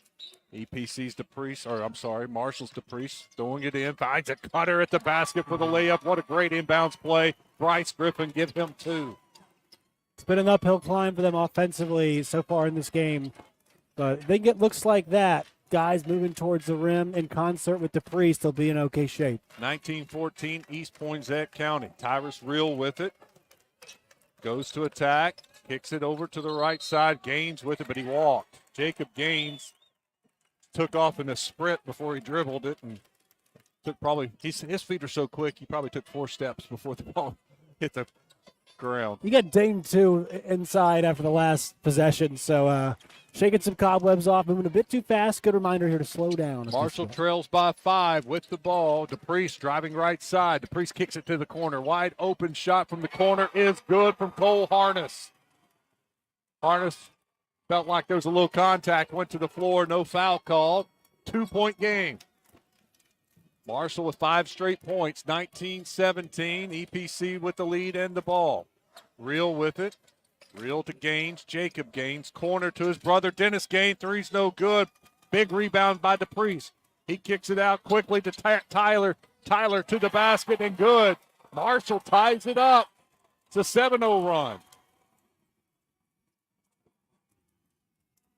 Marshall fans on their feet. I hope you can hear them. 19-19, 5 minutes in the second quarter, 5:42. Kick to the corner. Corner 3 by McHouston's good. What an answer. Here comes Marshall. DePriest up to Ragland. Ragland attacks. Ragland now in the corner. Kicks it to Tyler. Tyler gives it up to Bryce Griffin at the top. We're going to give it to DePriest. Let DePriest go to work on Gaines. DePriest drives in. Free throw line shot is good. That's a nice shot. Yeah. Tough shot. That's an awesome shot, though. 22-21. EPC with the 1-point lead. 5:07 to go in the second quarter. Real brings it across half court. Surveys that 2-3 zone. Kicks it to Gaines. Gaines drives in. He's fouled. It's good. Marshall goes over there and helps him up, picks him up. It's a different kind of offense with EPC when Jacob Gaines is in the game. I mean, he is such a difference maker, and you can just tell momentum is always on his side, and he's got some size too. Gaines didn't do a lot on the football field. Played a little bit of the safety position. I don't remember him much on offense. But Dennis, McHouston were the two main guys on offense. Right. But I do remember Jacob playing that safety spot. That's a big safety. Yeah, high school especially. Yeah, that's a good-looking safety. Almost lose it, but McHouston gets it back. 20 on the play clock, but he pulls it anyway. He was feeling it. Gaines with the rebound. Skied for it. Gets it back to McHouston. Works it over to the right wing. Real with it. Real to the basket. Good. Real good. 24-21. EPC. 3-point lead. 4:22 to play in the first half. DePriest with it. Takes Gaines to the basket. DePriest pulls up. Dumps it off. Shot's good. Couldn't see who it was, but it was Dylan Tyler underneath the basket for the layup. 24-23. Marshall back within one. It's 5 assists already for DePriest. He's really distributing the ball very well so far. How many points does DePriest have? 5. Yep. So he's even. Gaines with it. Kicks it out to McHouston. McHouston's three is short. Rebound to Marshall. Ragland gets it to DePriest. DePriest across half court. He's got his head down. He wants to go. Corner shot. Drive in. Basket no good. Got a blocking foul. Marshall will go to the free throw line. That was Dylan Tyler again. Dylan just scored underneath. He drives hard to the basket, draws the foul. He'll go to the free throw line after we take the media timeout. 24 for EPC. 23 for Marshall. Another good 2A game. You're watching the 2024 High School Basketball State Championships, or you're listening, unless you're watching on PBS and listening to us. YouTube. Yes. It's presented by Roller Funeral Homes on the Buzz Radio Network. I need a place that can print documents and I can have them notarized as well. You mean like Pro Copy in Hot Springs? Yeah, but a place that can take care of all my shipping needs too. Well, Pro Copy offers shipping for both FedEx and UPS and can even handle faxing and notarizing. Yeah, but somewhere I can use their services to print, email, and access the internet. You need Pro Copy in Hot Springs, next to Sutherland's on Albert Pike. They can handle all of your copying needs and so much more. Just call them at 501-624-2303. Wait, I got it. I'll go to Pro Copy. Birch Tree Communities, providing care for individuals living with severe mental illness in their own supervised home environment. Their staff serves as a guide to members on their journey to independence in the community. If you have a client, friend, or loved one diagnosed with schizophrenia, schizoaffective, or bipolar disorder, and are in need of assisted residential care, please contact Birch Tree Communities Admissions Department or online at birchtree.org. Birch Tree Communities, a place called home. At Birch Tree Communities, they provide care for individuals living with severe mental illness in their own supervised home environment. If you have a client, friend, or loved one diagnosed with a mental disorder and in need of assisted residential care, contact the Birch Tree Communities today by going to birchtree.org for more information. Birch Tree Communities, a place called home. I am Josh Neighbors, alongside me, Wes Moore. 3:42 to go in the first half between EPC and Marshall. EPC leads by 1. As Marshall goes to the free throw line. Yeah, Dylan Tyler will go to the free throw line, try to maybe give his team the lead, down by 1. During the timeout, I was checking the scoreboard for the Little Rock Trojans. They're playing for a chance to go to the NCAA tournament. First free throw is good. We're tied here, 24-24, second quarter, 3:42 to go. Trojans are within 3 right now, 35-32, 17 minutes left in the game. Second free throw is good, so Marshall takes the lead. 25-24. EPC, a little pressure from Marshall for the first time. Not hard pressure, but the ball is tipped. McHouston gets it back. McHouston kicks it to the left wing. Now they'll settle back in. Real with it. Just dribbling by himself near midcourt. Goes to the right side to Quincy Perry. Now to the left side of McHouston. McHouston dribbles in, looks to kick it back out. He does, gets it to Gain. Real to the corner to Perry. Got to shoot it. They do. They beat the shot clock, and it's good. Real from about 28, 29 feet. Deep. Thanks to his coaching staff and the bench for telling him to shoot, or they'd have had a shot clock violation. Marshall works it into the corner, fakes a three, step back three now, no good. Rattles out, halfway in. DePriest with the rebound, he puts it in. We're tied at 27. This game is being played, in the paint on that end. I mean, everything is just heading towards the rim all the time. Get some threes, yes, but it's all about who's in the paint. It's all about who's fighting for rebounds and getting loose balls. McHuston to Real. McHuston dribbles in. Now looks to throw it back out. He does to Real. Real dribbles in. He kicks it out to Gaines. Gives it back to Real in the corner. He'll take a three. Back-to-back threes for Real. Is that 8 points in this quarter already for Real? Yep. It's all set up by how you got to move well without the ball. That was great repositioning by Real. He drove in, then just reset up on the wing. DePriest attacks, goes into the corner.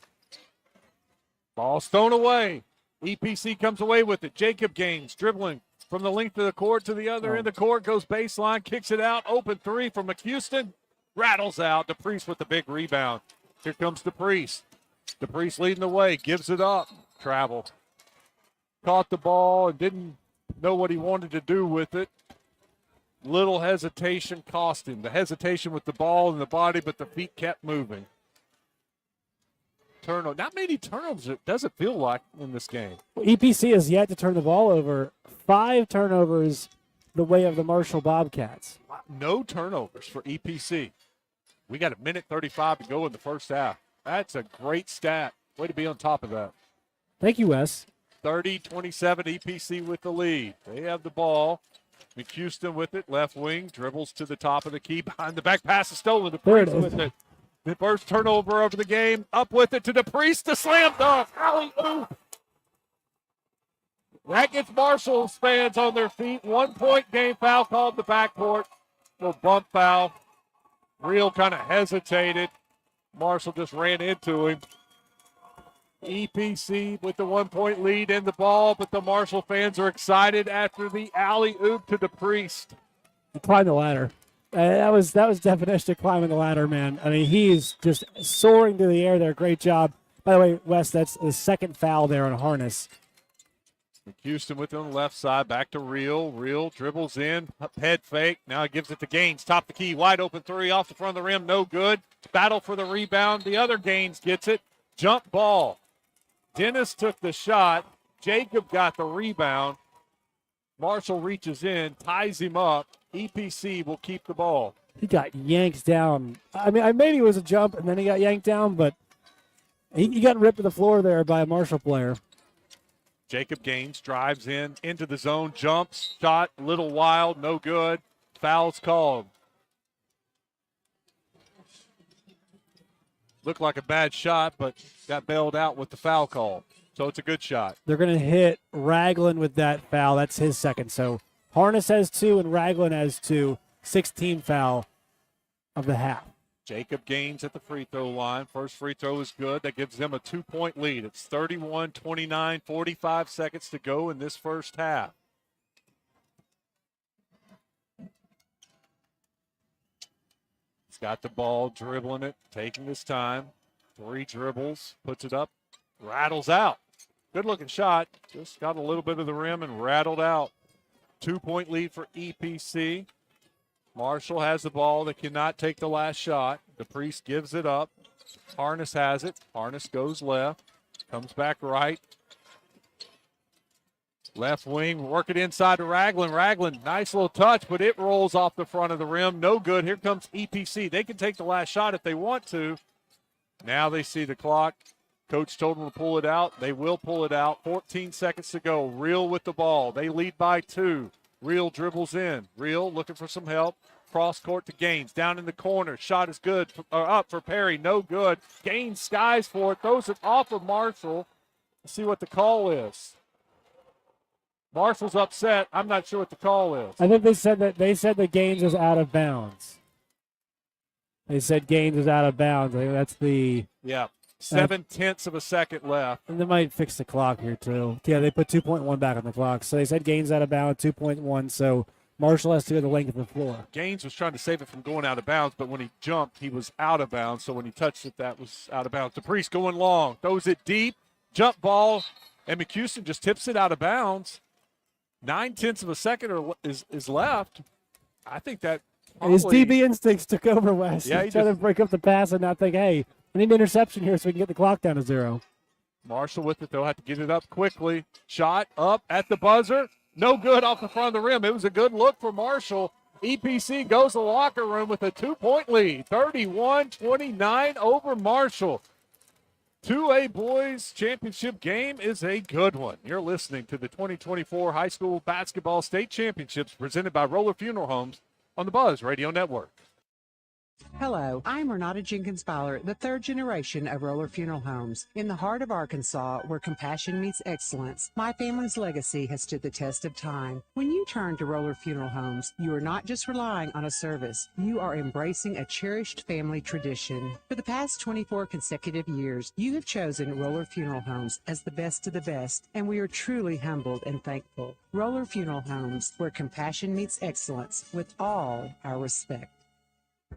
You'll find us at the end of a lot of long country roads, covering over 60% of the great state of Arkansas. Our 17 electric distribution cooperatives are working day and night to provide reliable, affordable power to over 500,000 homes, farms, and businesses, just like yours. The Electric Cooperatives of Arkansas, your local energy partners. For over 30 years, Pickup Truck Accessory Warehouse on 65th and University has been Arkansas's truck accessory headquarters and the only stop for all your truck parts and accessories. If it goes on a truck, Pickup Truck Accessory Warehouse has it, like step bars, bed covers, toolboxes, and ladder racks, as well as gooseneck, fifth wheel hitches, and drop hitches. All this and more can be found at Pickup Truck Accessory Warehouse, a WeatherTech Diamond dealer, 501-568-0040, or online at arkansastruck.com. And ask about the all-new RSI Smart Cap. If you lose your pet in Wood Rock, do you know where to look? Our city shelter, the Wood Rock Animal Village, houses over 200 animals, so they can't tell you over the phone if your pet is there. Please go in person to 4500 Kramer off South University next to First Tee. Strays are available for adoption after 7 days, so when you're looking to adopt, please visit the Animal Village. You'll meet all ages, breeds, and sizes, and many are already trained. Just a $90 adoption fee covers shots, neuter, and microchip at Wood Rock Animal Village. Back here courtside at Bank OZK Arena, you're listening to the 2024 High School Basketball State Championships, brought to you by Roller Funeral Homes on the Buzz Radio Network. Right now, it's halftime between EPC, East Poinsett County, and Marshall. Our score, EPC 31-29. I am Josh Neighbors. Wes Moore is with me for this final of 12 state championship games that have taken place over the last 3 days here in Hot Springs. Another great event by the AAA. Always enjoy them setting up. I want to thank Hot Springs for being a great host. Hotel Hot Springs. Next time you're in the Spa City, book a room at the Hotel Hot Springs and look for the opening of Koi's coming this spring as well. Also, I want to thank Roller Funeral Homes. Arkansans have voted Roller Funeral Homes best of the best for 23 consecutive years in the Arkansas Democrat Gazette readership poll. Generations of families have recognized the Roller difference and know when they call on Roller, they will receive all the respect. Roller gives back. They're at your local food drives, in your civic organizations, sitting in the pew a few rows over, and they're sponsors of the schools as well. When you choose your local Roller Funeral Homes, you're choosing the community. Also brought to you by Arkansas State Three Rivers. At ASU Three Rivers in Malvern, they understand that you have a life outside of school. With small class sizes and online options, they provide flexibility and personalized education right at your fingertips. Get a certificate or a degree at ASU Three Rivers in Malvern and make your dream a reality. Apply online at asutr.edu. At ASU Three Rivers in Malvern, they have an esports team. They even have baseball and softball that started up this year. Apply online at asutr.edu. All right, first half stats coming your way. Once again, our score is 31-29. I mentioned the other score right now. Little Rock, the Trojans, and Morehead State are both tied at 39 right now. 13:24 to go in the OVC championship game. In this championship game here, EPC 31-29. EPC is 11 for 24 from the floor. They're 5 of 14 from 3. They're 4 of 7 from beyond the arc. Leading the way for them, it's Dennis Gaines. He's got 10 points on 3 of 6 shooting 2 for 4 from deep. He's 2 for 4 from the line. He's got 4 boards and an assist as well, 1 foul and a turnover. Also 8 points for Mr. from Mr. Tyrus Reel, a junior guard. He's got 8 points on 3 of 6 shooting, 2 of 2 from deep. He hit back-to-back triples in that half. He also has 1 assist and a turnover in 15 minutes of action. Omar Requeston's got 6 points on 2 of 6 shooting from the floor, 1 of 4 from deep, 1 for 1 from the line, 3 assists and a rebound, 2 turnovers in 16 minutes of play. Jacob Gaines, 5 points, 2 for 2 from the floor. He's also got 2 boards, 2 personal fouls, and 2 turnovers on the day. And then off the bench, it was Landon Nichols who scored. He has got 2 points and 2 fouls as well as a rebound. We'll step aside and get more stats when we come back for Marshall. You're listening to 2024 High School Basketball State Championships on the Buzz Radio Network. I need a place that can print documents and I can have them notarized as well. You mean like Pro Copy in Hot Springs? Yeah, but a place that can take care of all my shipping needs too. Well, Pro Copy offers shipping for both FedEx and UPS and can even handle faxing and notarizing. Yeah, but somewhere I can use their services to print, email, and access the internet. You need Pro Copy in Hot Springs, next to Sutherland's on Albert Pike. They can handle all of your copying needs and so much more. Just call them at 501-624-2303. Wait, I got it. I'll go to Pro Copy. Arkansas State University, 3 Rivers. You want to stay at home and take college classes? Visit Arkansas State University 3 Rivers at asutr.edu and enroll in online classes toward a certificate or degree. So keep your PJs on and go to asutr.edu. Scholarships available for ACT 19 and higher. Arkansas State University, 3 Rivers. This is Pat Bradley. At River City Flooring Maumelle, March Madness is here. They have luxury vinyl plank in a wide array of colors with 20 mil wear layer for just $2.49 per square foot. Waterproof laminate for $1.49 a square foot. And don't forget they have tile, the best in the business. Beautiful Calcutta tile for $2.50 per square foot. As always, you can get 0% financing for up to 3 years with qualifying credit. River City Flooring Maumelle, where you're always the winner. Hey, everything okay? Yes, I'm fine. Honey. Hey, I'm here for you. Tell me about school today. When kids can't find the right words, music can help them sound it out. Talk to the kids in your life about their emotional well-being. Find tools and resources at sounditouttogether.org. Brought to you by the Ad Council and Pivotal Ventures.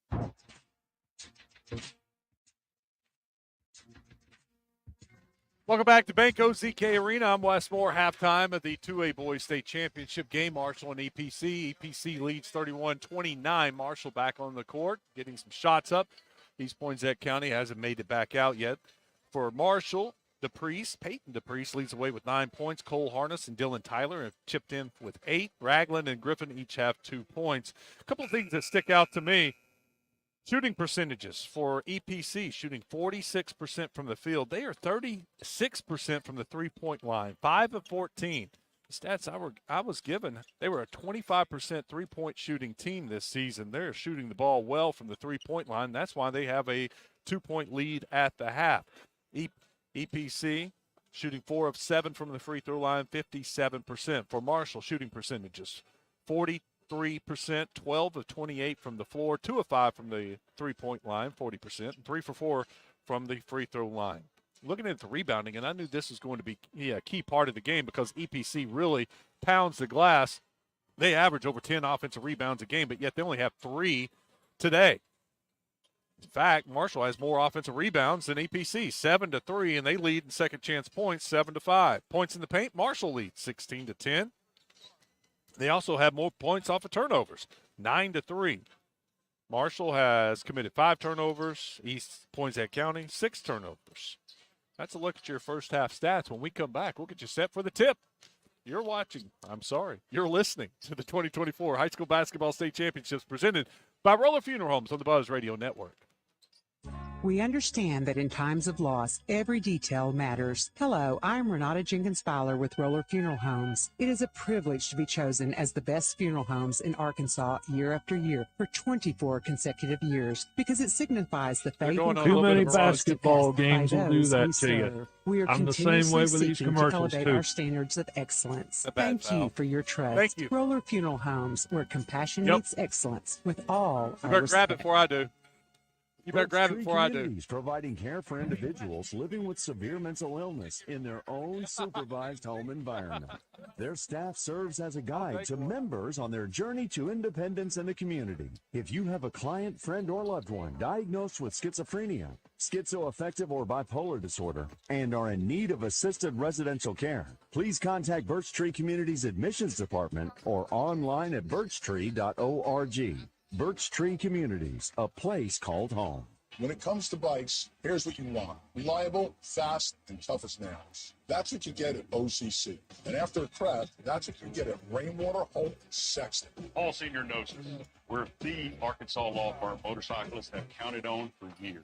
We work fast to get you the best results, and we're tough where it counts, fighting for you. Reliable, fast, tough as nails. These are the guys I'd call anywhere in the state. Dial 888-8888. Non-lawyer spokesman. Responsible for things like the Rainwater and Bob Sexton. Hey everyone, this is Heather Baker, president and publisher of AY Last Media Group here in 30 Arkansas. seconds. We publish two of the biggest and most widely read magazines in the entire state, AY Magazine and Arkansas Money and Politics. At AY and Arkansas Money and Politics, we keep you up to date on all the news you need to know and the stories you want to hear. Visit us online at aymag.com and armoneyandpolitics.com to see for yourself. Now, more than ever, it is important to be mindful of where you get your news and support your local businesses. With AY Media Group, you get the best of both worlds. Welcome back to Benko's DK Arena. Westmore, Josh Neighbors. We are set. Second half action getting ready to start. Marshall with the ball, inbounding it right in front of us. DePriest to Ragland, back to DePriest, straight to the basket, and it's good. And it's tied just like that, 6 seconds in to the second half. EPC brings it across, slowly taking their time. Josh, I was thinking that was a fast first half, and I look at it, 29 minutes. That's how long it took, 29 minutes. Why are you drinking it? Shot no good. Rebound. Goes to Marshall. Here comes DePriest. DePriest looking to attack. He pulls it out. DePriest cross court.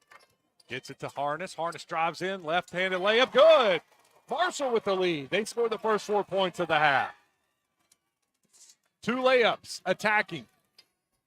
Attack the paint. Attack the paint. They're getting that defense to move. EPC with the ball, down by 2. Gaines inside. Gaines takes it up strong. Off the back of the rim. No good. Fight for the rebound. EPC gets it, puts it in. Landon Nichols starting the second half. He didn't start the game, but he's in to start the second half. Gets the offensive rebound, puts it in, ties it at 33. Third quarter, 6:55 to go. He's got good size. He's got wit. You know, really clear space out there. DePriest drives, baseline, kicks it to the opposite corner. Marshall pulls it back out. Tyler with it. Tyler gets it to DePriest, looking inside to Ragland. Ragland has it down low. Ragland works, reverse layup, good, and the foul. Ragland working on Nichols, the 2 biggest guys on the court, and Ragland wins that battle. Marshall with the lead, 35-33, with Ragland going to the free throw line. He's a bit more slender than Nichols is, and I think he's got a bit more speed as well. Ragland shot, left-handed shot, good. We got a change, and for the first time, Doug Reel is in the game. And Reel is even bigger. Doug Reel, not to be confused with Tyrus Reel. If they're brothers, they don't look anything alike. Maybe cousins. One is a true point guard, and the other looks like a center on the football team. Reel kicks it out. Good pass to McHouston. Drives in. Layup goes. McHouston with a nice move. Omar. How did he find a window there? Yeah. I don't know. 35-36, EPC within 1. Marshall with the ball. DePriest brings it across half court. Taking his time. Goes between his legs. Gives it off to Ragland. Ragland, deep 3. Short, way short. Not his shot, I don't think. No. See if I have anything on Ragland in threes. No. 12 points, 10 rebounds a game, 1,000-point score. Might be a reason why you don't. It does not appear to be his bag. I like him 15 feet in. Yep. McCuson with it on the left wing. EPC looking to retake the lead. Give it to Gaines. Down low, triple team, loses it. Here comes Marshall. Harness with it. Gives it up to DePriest. DePriest stops the dribble. It's going to give it to Harness for three. Harness knocks it down. Harness adds to the lead. Here comes EPC. McCuson fakes the three. Keeps his dribble alive.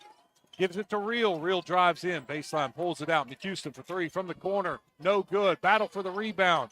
Gaines gets it. Gaines walks with it, though. Kind of fumbled the ball.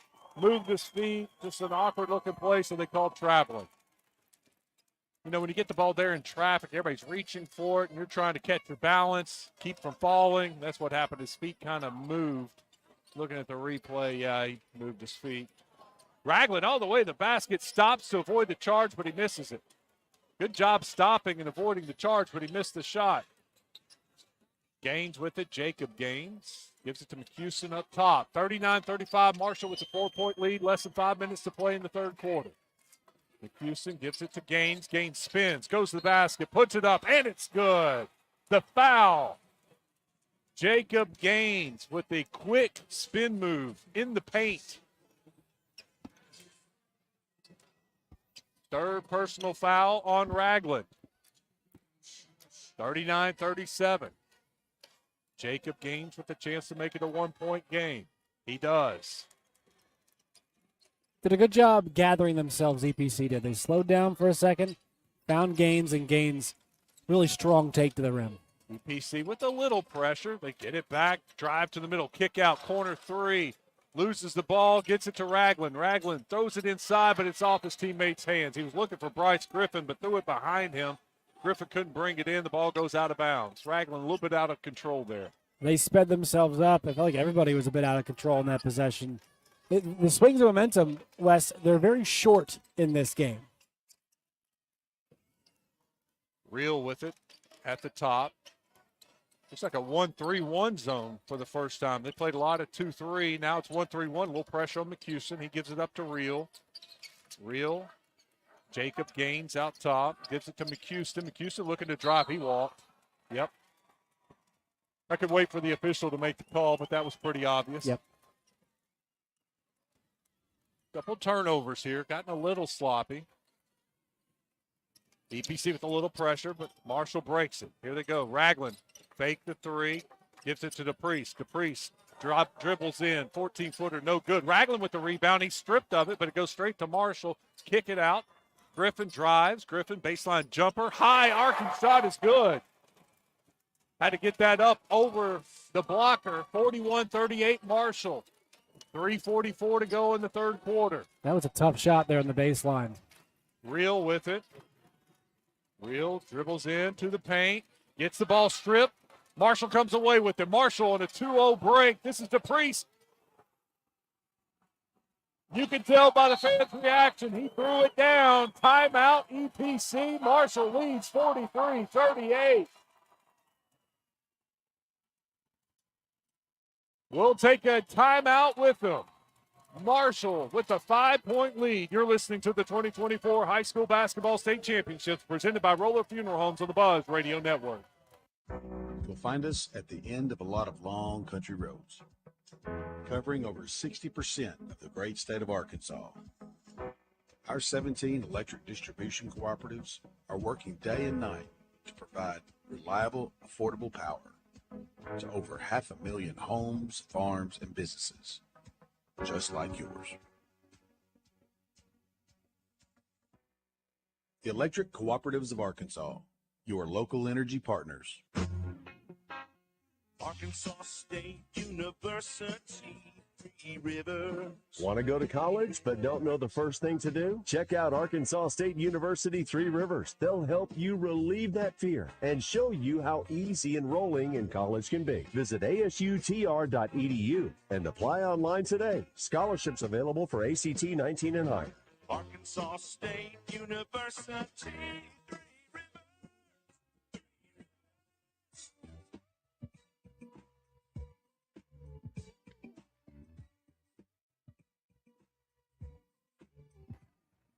Well, back here, courtside Bank OZK Arena, Josh Neighbors and Wes Moore with you. It's the 2A championship game, the final of the weekend here on the Buzz Radio Networks, brought to you by Roller Funeral Homes.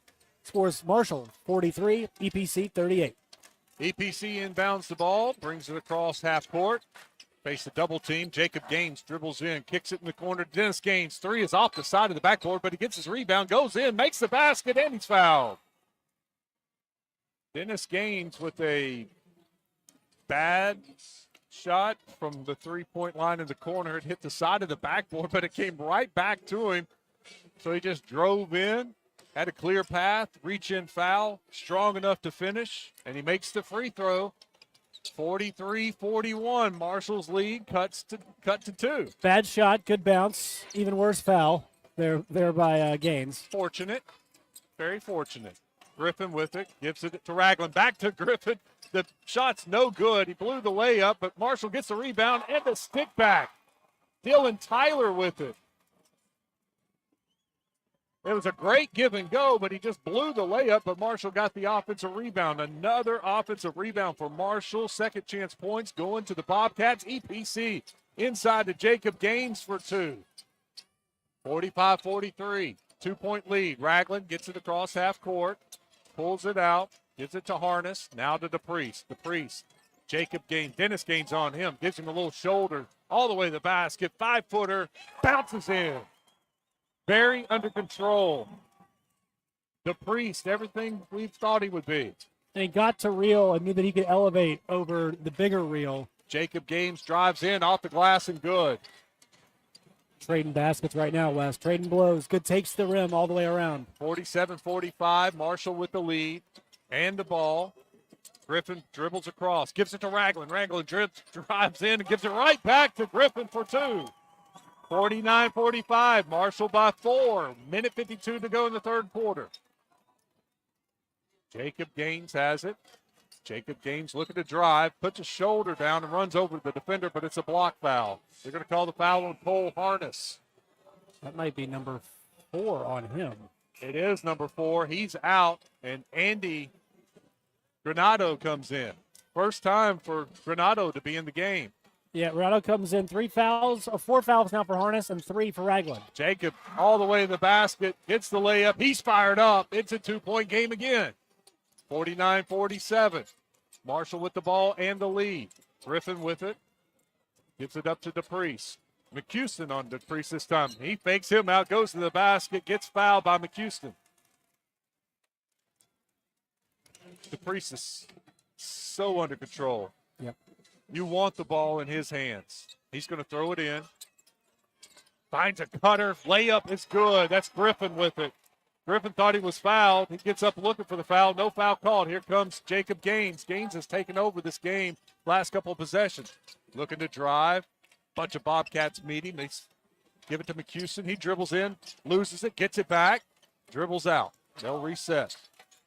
McHouston, bad pass. Marshall has it. Ragland up ahead. Griffin with it, chases it down. Can't save it.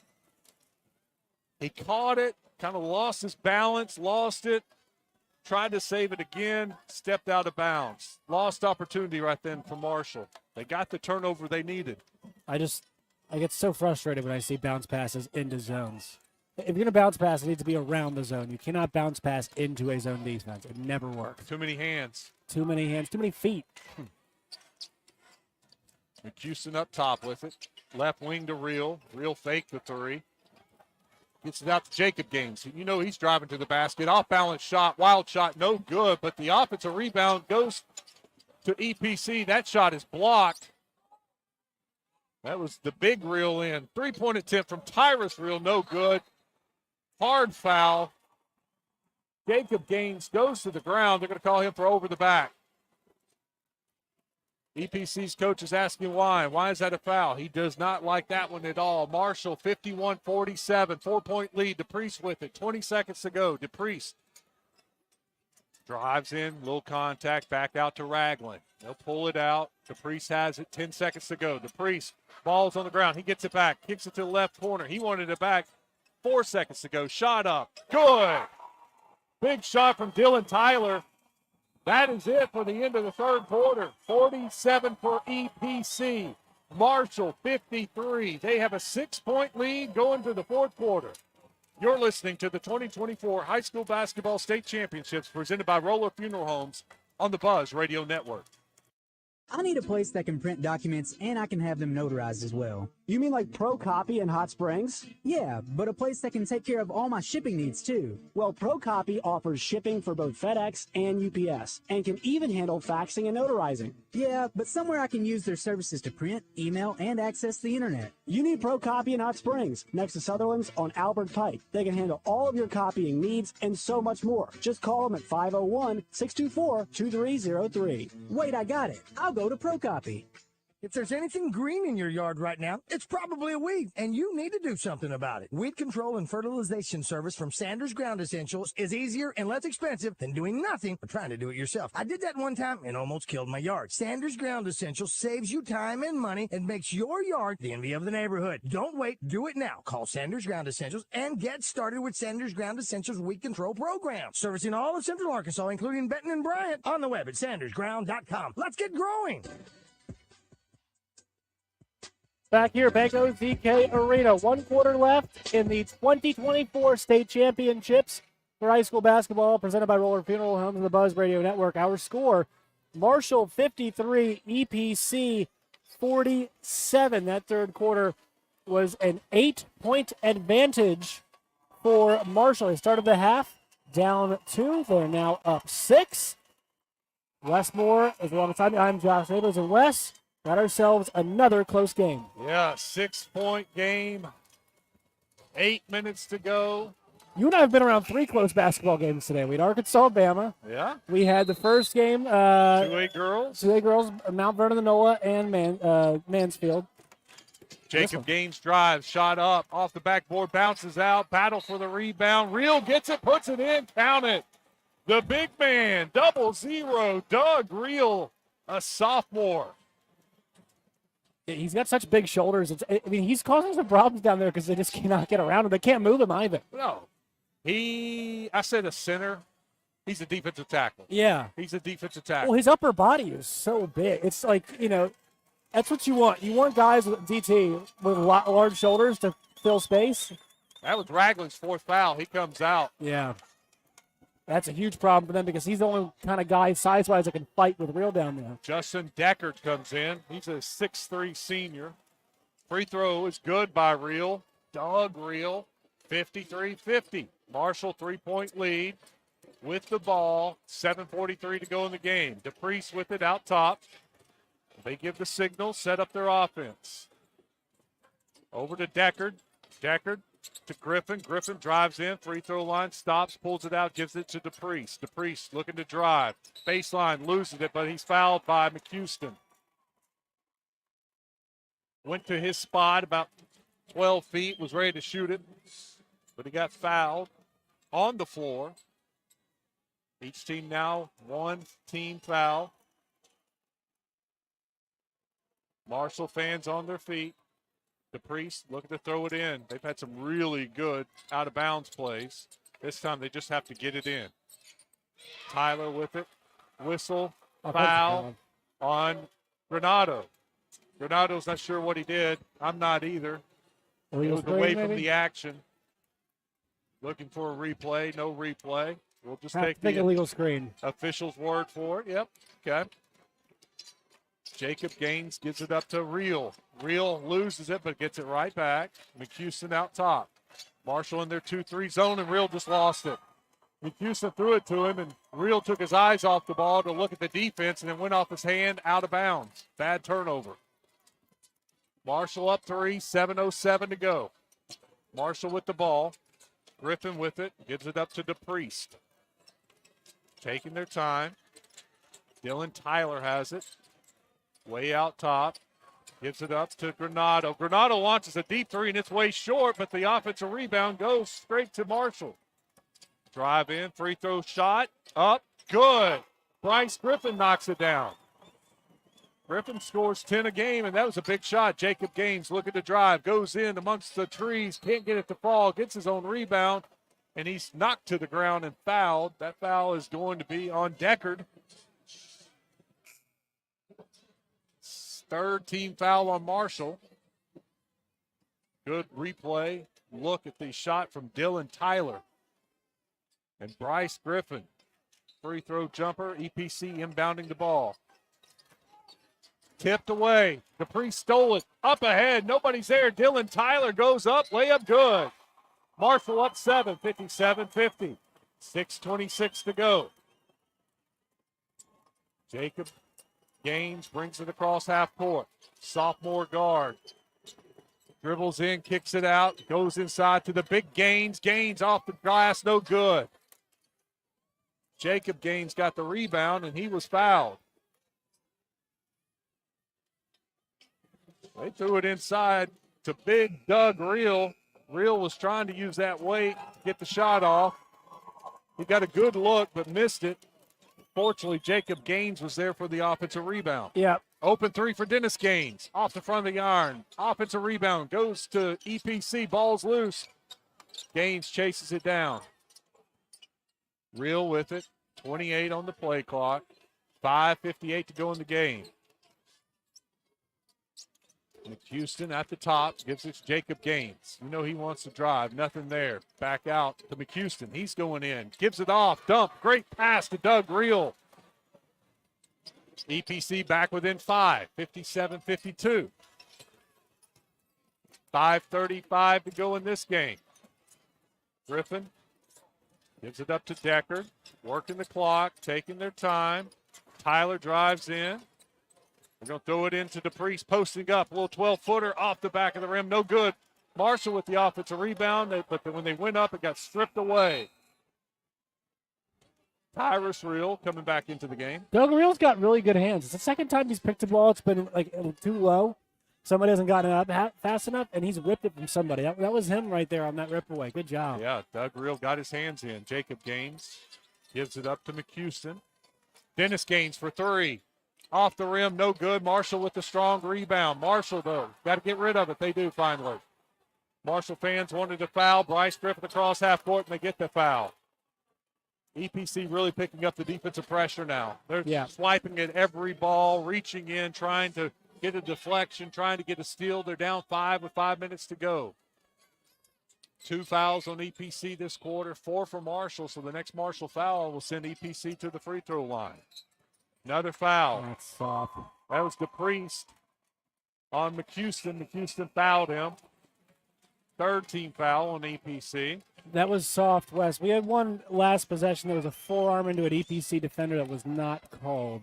So I'm not a fan of the touch foul on the perimeter now. DePriest in the corner to Ragland. Ragland has it knocked away by Reel. Ragland gets it back. Now it's on the floor. EPC comes away with it. McHouston going to the basket, lays it up. It is 57-54, three-point game. Jacob Gaines there was able to get loose and lay that one in. He's had a great game. He's got 16 now. Marshall, three-point lead. Ragland with it, gives it to DePriest. DePriest goes to the left side, drives in, 12-footer, off the back of the rim. It looked good, and that's going to be a 5th foul on Ragland. A reach-in foul for Ragland. I think he is done. I didn't love that call.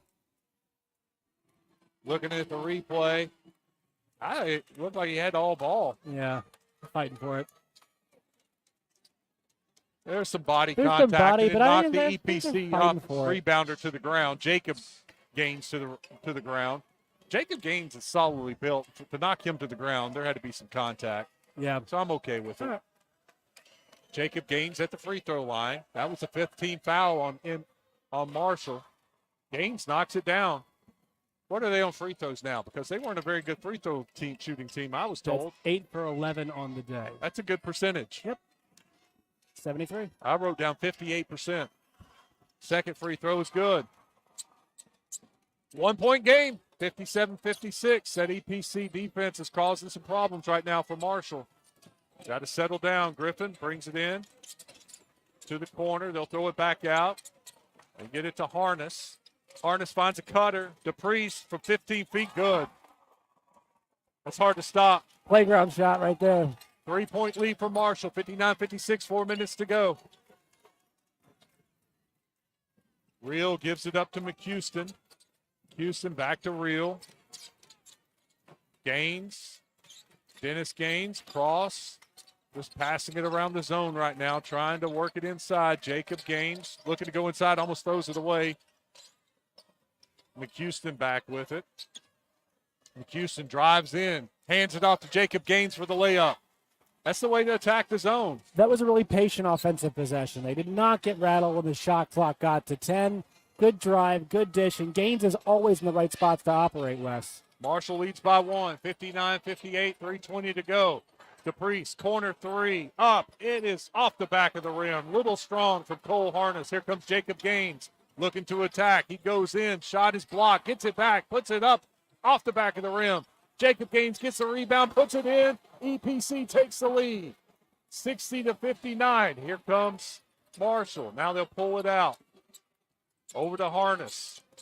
Harness, fake the three, dribbles it back out, gives it to DePriest. DePriest picks up his dribble, gets it back. 2:45 to go. Has a screen, takes a deep three off the back of the rim. Big Doug Real gets it. Here comes Jacob Gaines up ahead to McHouston. McHouston catches it under the goal, puts it in. EPC on a little bit of a run here. Timeout, Marshall. EPC fans are on their feet. Their assistant coach meets them out at half court, high-fiving. 62-59. We'll take a break. You're listening to the 2024 High School Basketball State Championships presented by Roller Funeral Homes on the Buzz Radio Network. You'll find us at the end of a lot of long country roads, covering over 60% of the great state of Arkansas. Our 17 electric distribution cooperatives are working day and night to provide reliable, affordable power to over 500,000 homes, farms, and businesses, just like yours. The Electric Cooperatives of Arkansas, your local energy partners. Arkansas State University, 3 Rivers. You want to stay at home and take college classes? Visit Arkansas State University 3 Rivers at asutr.edu and enroll in online classes toward a certificate or degree. So keep your PJs on and go to asutr.edu. Scholarships available for ACT 19 and higher. Arkansas State University. The fine art of armchair quarterbacking. Can you dig it? Can you dig it? 103.7 The Buzz. KABZ. Well, 62-59 our score. APC leads Marshall in the final state championship game of 2024. I'm Josh Neighbors. Wes Moore alongside me. Wes, 9 lead changes, 6 ties. Marshall's led for 14:31. EPC's led for 12:58. About as even as you could ask for. EPC on a 6-0 run, extended a little bit more, and they're on a 10-2 run to take a 3-point lead. Marshall with the ball, 2:22 to go. Big possession here for Marshall. DePriest gives it up to Cole Harness. Harness into the corner. Griffin. Griffin works it into the middle. Now back to DePriest. DePriest will take the long three. It's short. May have been partially blocked, but Marshall gets the rebound. Harness with it.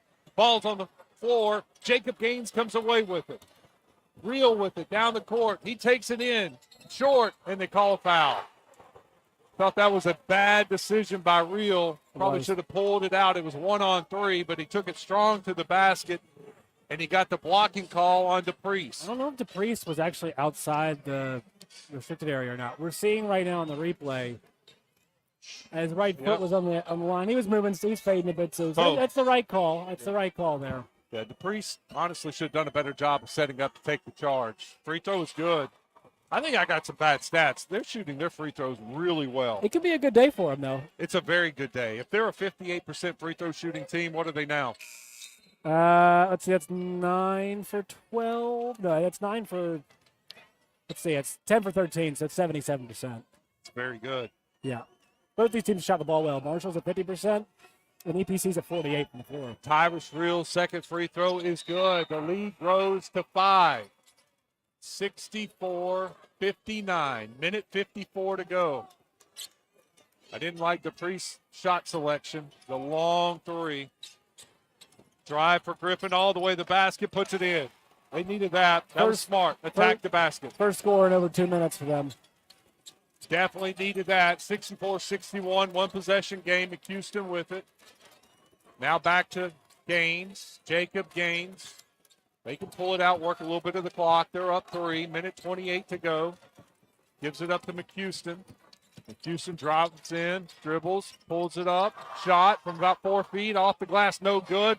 Volleyball. Marshall comes away with it. And then Gaines pulls it away. Doug Reel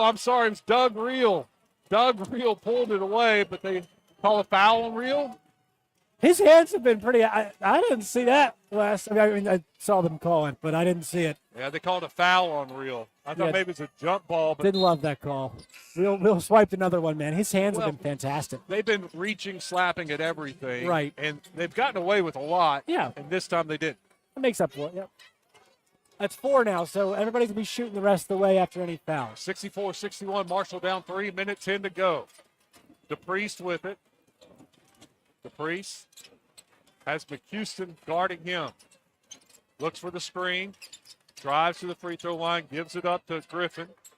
Griffin over to Tyler. Now DePriest gets it back. Look at the drive. Cut off. Stops. Gives it up. Griffin with it. He drives. Throws it up. Right-handed shot. Goes! But they called a travel. Marshall's upset because there was contact on it. I thought it was an and one. Moved his feet. They're going to say he traveled because he was being pushed. I don't think he traveled. I don't think he traveled. No, he didn't. EPC with the ball. 3-point lead. 38 seconds to go. They're saying foul. They wanted to foul Reel. They're saying foul, so they did finally. I don't know why they're fouling. It's a 3-point game, and they've got a 12-second difference between the shot and game clock. I think they're playing the percentages. The scouting report says they're not a good free throw shooting team, and they were wanting him to foul Tyrus Reel. Coach was specifically saying foul him. And when he got it back, they did. So Tyrus Reel goes to the free throw line with 2 shots, 3-point lead, 30 seconds to go. It's got 2 chances. It makes the first one less. It's got 2 chances to make it a 2-score game. I don't understand that at all.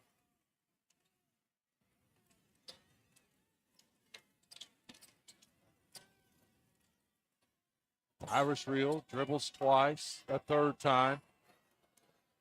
Shot is up. Pure. Made them both. 5-point game, 30 seconds to go. Marshall's got to hurry. Harness with it across half court into the corner to DePriest. DePriest gets a screen. Gives it back to Harness. Harness 3. Off the rim. Fight for the loose ball. And Doug Reel comes away with it. McHouston has it, and he pulls it out. Smart play to pull it out, and they're going to foul Reel. Tyrus Reel will go back to the free throw line. EPC fans are on their feet. They're up 5, going to the line. 14 seconds to go. If you're Marshall, you got to feel like you're robbed a little bit of a 1-point game. I mean, Bryce Griffin made the shot there, and we saw on the replay did not travel. Could have been an and one, like you said, Wes, but things worked out for EPC, and they're making the free throws right now, too. Second straight year, Marshall has had a chance to win it in the fourth quarter of the state championship game, and it appears they're going to come up short for the second straight year. Tyrus Reel knocks down the first free throw. 6-point game, 67-61. 14 seconds left. Reel, third dribble. Shots up. Off the front of the rim, no good, but EPC gets the rebound. And a hard foul. Hard foul from Griffin. Just shoves Jordan Gaines to the ground, and they called an intentional foul. I'm okay with that. Yeah. He just shoved him. Are they going to review this? No, there's nothing to review. Well, it's high school, too. We did the review sign. I don't know. I think he was telling everybody to get out. Hey, I have to say, Omar McQueeston's done a great job. First free throws off the back of the rim, no good. 1 for 5 for Peyton DePriest in the fourth quarter. McQueeston's done a really good job smothering him. I mean, nothing has been easy for him. How many threes did he take in the fourth quarter? 2. Missed both. Yeah. 2 fouls. Second free throw, no good. So Jacob Gaines missed both free throws, but EPC gets the ball back up 6 with 11 seconds to go.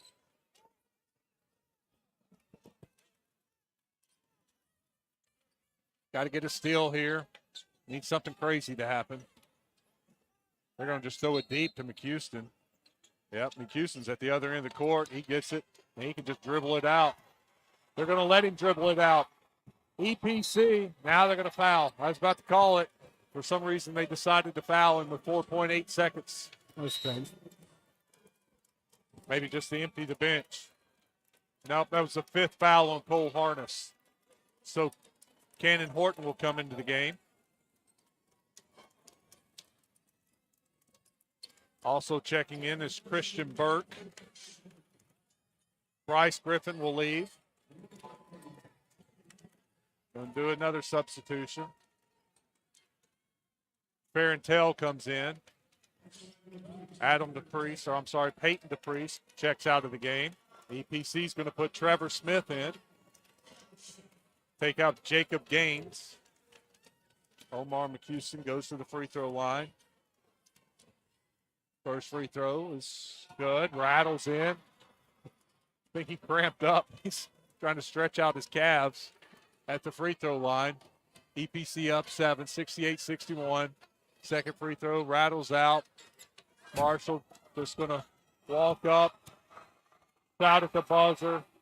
No good. It doesn't matter. East Poinsett County wins the 2A boys state title. They're pointing to their fingers. They're getting a ring. 68-61 your final. We'll hear from the MVP and the winning head coach, Jamarcus Thaxton, next. You're listening to the 2024 High School Basketball State Championships presented by Roller Funeral Homes on the Buzz Radio Network. Hello, I'm Renata Jenkins Fowler, the third generation of Roller Funeral Homes. In the heart of Arkansas, where compassion meets excellence, my family's legacy has stood the test of time. When you turn to Roller Funeral Homes, you are not just relying on a service, you are embracing a cherished family tradition. For the past 24 consecutive years, you have chosen Roller Funeral Homes as the best of the best, and we are truly humbled and thankful. Roller Funeral Homes, where compassion meets excellence, with all our respect.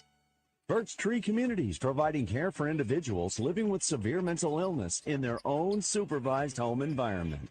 Their staff serves as a guide to members on their journey to independence in the community. If you have a client, friend, or loved one diagnosed with schizophrenia, schizoaffective, or bipolar disorder, and are in need of assisted residential care, please contact Birch Tree Communities Admissions Department or online at birchtree.org. Birch Tree Communities, a place called home. Josh Neighbors and Wes Moore back with you here courtside at Bank OZK Arena. Your 2A state champions are the East Poinsett County Warriors, a group full of players, Wes, that came up short in the football state championship game. Almost mounted a crazy comeback in that one, but they are state champions here today. 68-61 MVP. I didn't hear who it was from Mr. Jacob Gaines. Jacob Gaines, your MVP. No surprise there. What a spectacular outing for him. 22 points. Yeah. 22 points, 9 boards on the day. Also had 2 steals as well. He was in the right spots, the right time. He did it. I mean, just all around the rim. Well, he took over in the fourth quarter, and you saw what his plan was. I'm going to put my shoulder down. I'm going to the basket. I don't think you're going to stop me. You're not going to take a charge. And that's exactly what he did. They outscored Marshall 21-8 in the fourth quarter. I feel so bad for Marshall. This is the second straight year, fourth quarter lead, and they don't get it done. So close, but yet so far away as they're on one knee, saying a prayer at the end of the game. EPC now at midcourt with the trophy, dancing, celebrating. And you feel good for EPC. Like you said, many of these guys were on that football field when they lost the state championship, and they turn around and win a basketball state championship. This was a tremendous basketball game. The largest lead for either team, Wes, was 7. And the best scoring run either team went on was 8 and 7. So we talked about earlier in the game, the momentum never really shifted too far in one direction. And the first half was pretty even. 15-12 first quarter, 17-16 the other way. But then the third and fourth quarter was a bit more of a difference. Marshall was 24-16 in the third, and then the fourth, EPC plus 13. They finished the game so strong on both sides of the basketball. So I thought that was a great finishing performance. And also, I think, too, man, like, we're not going to talk to him, but Doug Reel was huge in this game. Just the way he played, the rebounding. He ends up with 5 points, 4 boards. 2 of them were offensive in this game. And they credit him with no steals. That's an abomination. It's an abomination. Doug was ripping the ball away from other players, man. He was huge for them down low, and this game was won and lost down low. Both teams were attacking all game. Rebounds were a huge part of this, 30-28. 15 offensive rebounds for EPC, 12 for Marshall. So we'll talk to Jacob Gaines here in just a second. Bobby Swafford's going to track him down. But yeah, man, that was fun game. Doug Reel, I wouldn't mind getting him over here. Come on, Doug. Talk to the boys. Yeah, they got to go find Jacob. He's over there celebrating with his team. There we go. Bobby got him, so we'll get Jacob over here in just a second. I don't blame him a bit. He ran over to his classmates and was celebrating, high-fiving everybody. He's got the MVP trophy, and now he's joining us, Jacob Gaines. Congratulations, Jacob. You were on that football field at War Memorial Stadium when you lost the state championship. Today you're celebrating a basketball state championship. The different feeling, it's got to be just night and day. Yeah, it really is. You know, this year when we lost in football, it really gave us a bad taste in our mouth. And, so we had to come out here and win something, bring something back. You were awesome. I mean, and your positioning, you just kind of always seem to be in the right place at the right time. Was that a big key and a big emphasis? Hey, just be around the rim, just be ready to attack this zone? Yes, sir. We've been seeing zones since, day one, so we know how to get around it and drive to the open spots. Talk about Doug Reel. Doug Reel. I thought, man, he came in and gave y'all some huge plays off of the bench. His hands were so good. He was swiping at the ball, knocking it loose, rebounds, some points he scored. I thought that was a key to this game when he came in. Yeah, Doug Reel. Yeah, he know what he's doing. He got good footwork. He's quick. He's quick. He's quick. He's very quick. He's got to play football too, right? Mm-hmm. What position does he play? I don't know. I'm not pretty sure. I'm not pretty sure. You and your brother also get the job done today. You had 13 points. But what's it like to win a state championship with your brother? I know you all played also in football together as well too. But just to have that state title with family on the court with you. It feels good. That don't usually happen. 2 brothers win this championship. That is 1 in a million, and I'm really glad for it. You outscored them 21-8 in the fourth quarter. You were trailing. Big fourth quarter. What changed? Yeah, my coach really got onto me in the locker room. I was playing terrible. Then he started yelling at me, and I just kicked it in. Yeah, it looked like several times you just put your head down, you were going to the basket, and they weren't going to stop you. You were determined. That was the point. That was the play. Head down, go to the basket. Yes, sir. All right. Well, hey, congratulations. Enjoy the state championship. Enjoy it with your teammates, man. Thank you so much. Thank you. Congratulations. Great game. That's your state tournament MVP, Jacob Gaines. We're going to get the head coach on here in just a second, Coach Thaxton. Man. That was what a fourth quarter. What a fourth quarter. Hey, it doesn't matter. You can stand right there. Coach, welcome and congratulations. Man, what a fourth quarter. You outscored them 21-8. What was the difference? Defense. The guys never gave up. It's kind of been our story all postseason. Just 1-point win against Lee County, double overtime win against Bay in the region. Guys just staying focused, staying engaged, trusting the process, keeping the faith as we've said all year. Now we pray. We've talked about keeping the faith, staying engaged, never giving up, always trusting each other, trusting the process. And it's kind of a testament of what today was. Great credit to Marshall. That third quarter they had gave them a great lead. They beat us by 7 in that quarter, but we were able, like you said, fourth quarter, get stop after stop, scores, and guys just hung in there and made tough shots. Omar, did a really good job on DePriest in the fourth quarter. He was 1 for 5 in the fourth quarter, only hit 1 shot. And I thought he, late in games sometimes it can be tough, but he stayed in front of him the entire time. And I feel like late in games, that's when it's hardest to stay in front. But Omar really stepped up his defense in the fourth. That's kind of been the thing we've done all year. I let Dennis start on guys. Dennis is very physical. He kind of wears people down. Omar is a great defender, does a great job keeping the people in front of him. And his length. His length is amazing. But he asked for this assignment. I told him, hey, second half I'll let you guard him. But it's just staying patient. But it's hard to do when you're extremely tired. Yeah. And he did an amazing job at it. And that's just his testament and will of wanting to get the job done. Coach, the stats I was given had you guys shooting 58% from the free throw line. I don't know if that's correct or not, but you guys knocked down your free throws tonight and went to the line. At one time, you were 15 of 20 from the free throw Are line. you talking about the overall stat for Yes. the season? Yes. Yeah, that's right. That's 100% correct. We were not great. It must have drove you up a wall. We shot a lot of free throws. Yeah. I think we shoot free throws probably 5 or 6 times a day in each practice. No matter whether it's an hour and a half or 2 hours, we're going to shoot free throws. We got to make a free throw to end every practice. So it was something we knew we had to get better in. I always told them, hey, free throws at the end of the games will win you games. We lost a couple early because of free throws. I thought it was interesting they put Tyrus at the line there. 30 seconds left. There was a gap, and it was an interesting decision. But he goes up there, and, he was nails. He has made big shot after big shot for us all year long. He hit the shot he hit the layup against Lee County that got us a bid into the state tournament. He made the shot against Sloan that wins us the first round, the tie ball game. He hits an elbow jump shot to put us up 2. He's made big shot after big shot over the last 2 years since I've been here. The other reel, Doug Reel. My man. Oh, my gosh. He came in and gave y'all some valuable minutes. His hands were great. Yes. Active hands. Fast. He's got fast hands, man. He's an offensive and defensive lineman. So, if you bring a ball in front of you, he's going to slap it out your hands. But he did a great job today using his size, boxing out, getting great positioning so he can get those rebounds. He doesn't out-jump people, but he does a great job of, like I said, gritty positioning, finishing around the rim, and making free throws. He did a great job of that today.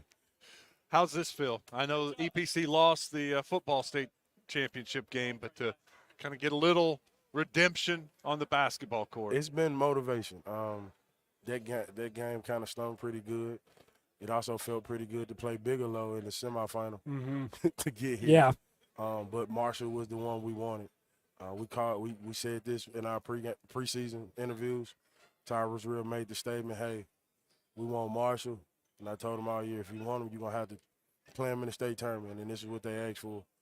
It's just a testament of faith, staying together, staying engaged, trusting each other, and never giving up. Why was it they wanted Marshall? They beat us by 27 last year in the quarterfinals. Wow. Okay. Yeah. Okay. Yeah. I think most people forgot that, but I got a picture of that scoreboard on my phone. And you showed it, I'm sure, plenty of times. It's posted on the wall in the locker room. Coach, congratulations. Congratulations, Coach. Very happy. Enjoy. Thank y'all so much. EPC, your boys, 2A state champions, the final game of the year. We'll wrap it up when we come back. What a great, great tournament. Thanks to Roller Funeral Homes. Stick around. More on the Buzz Radio Network when we come back.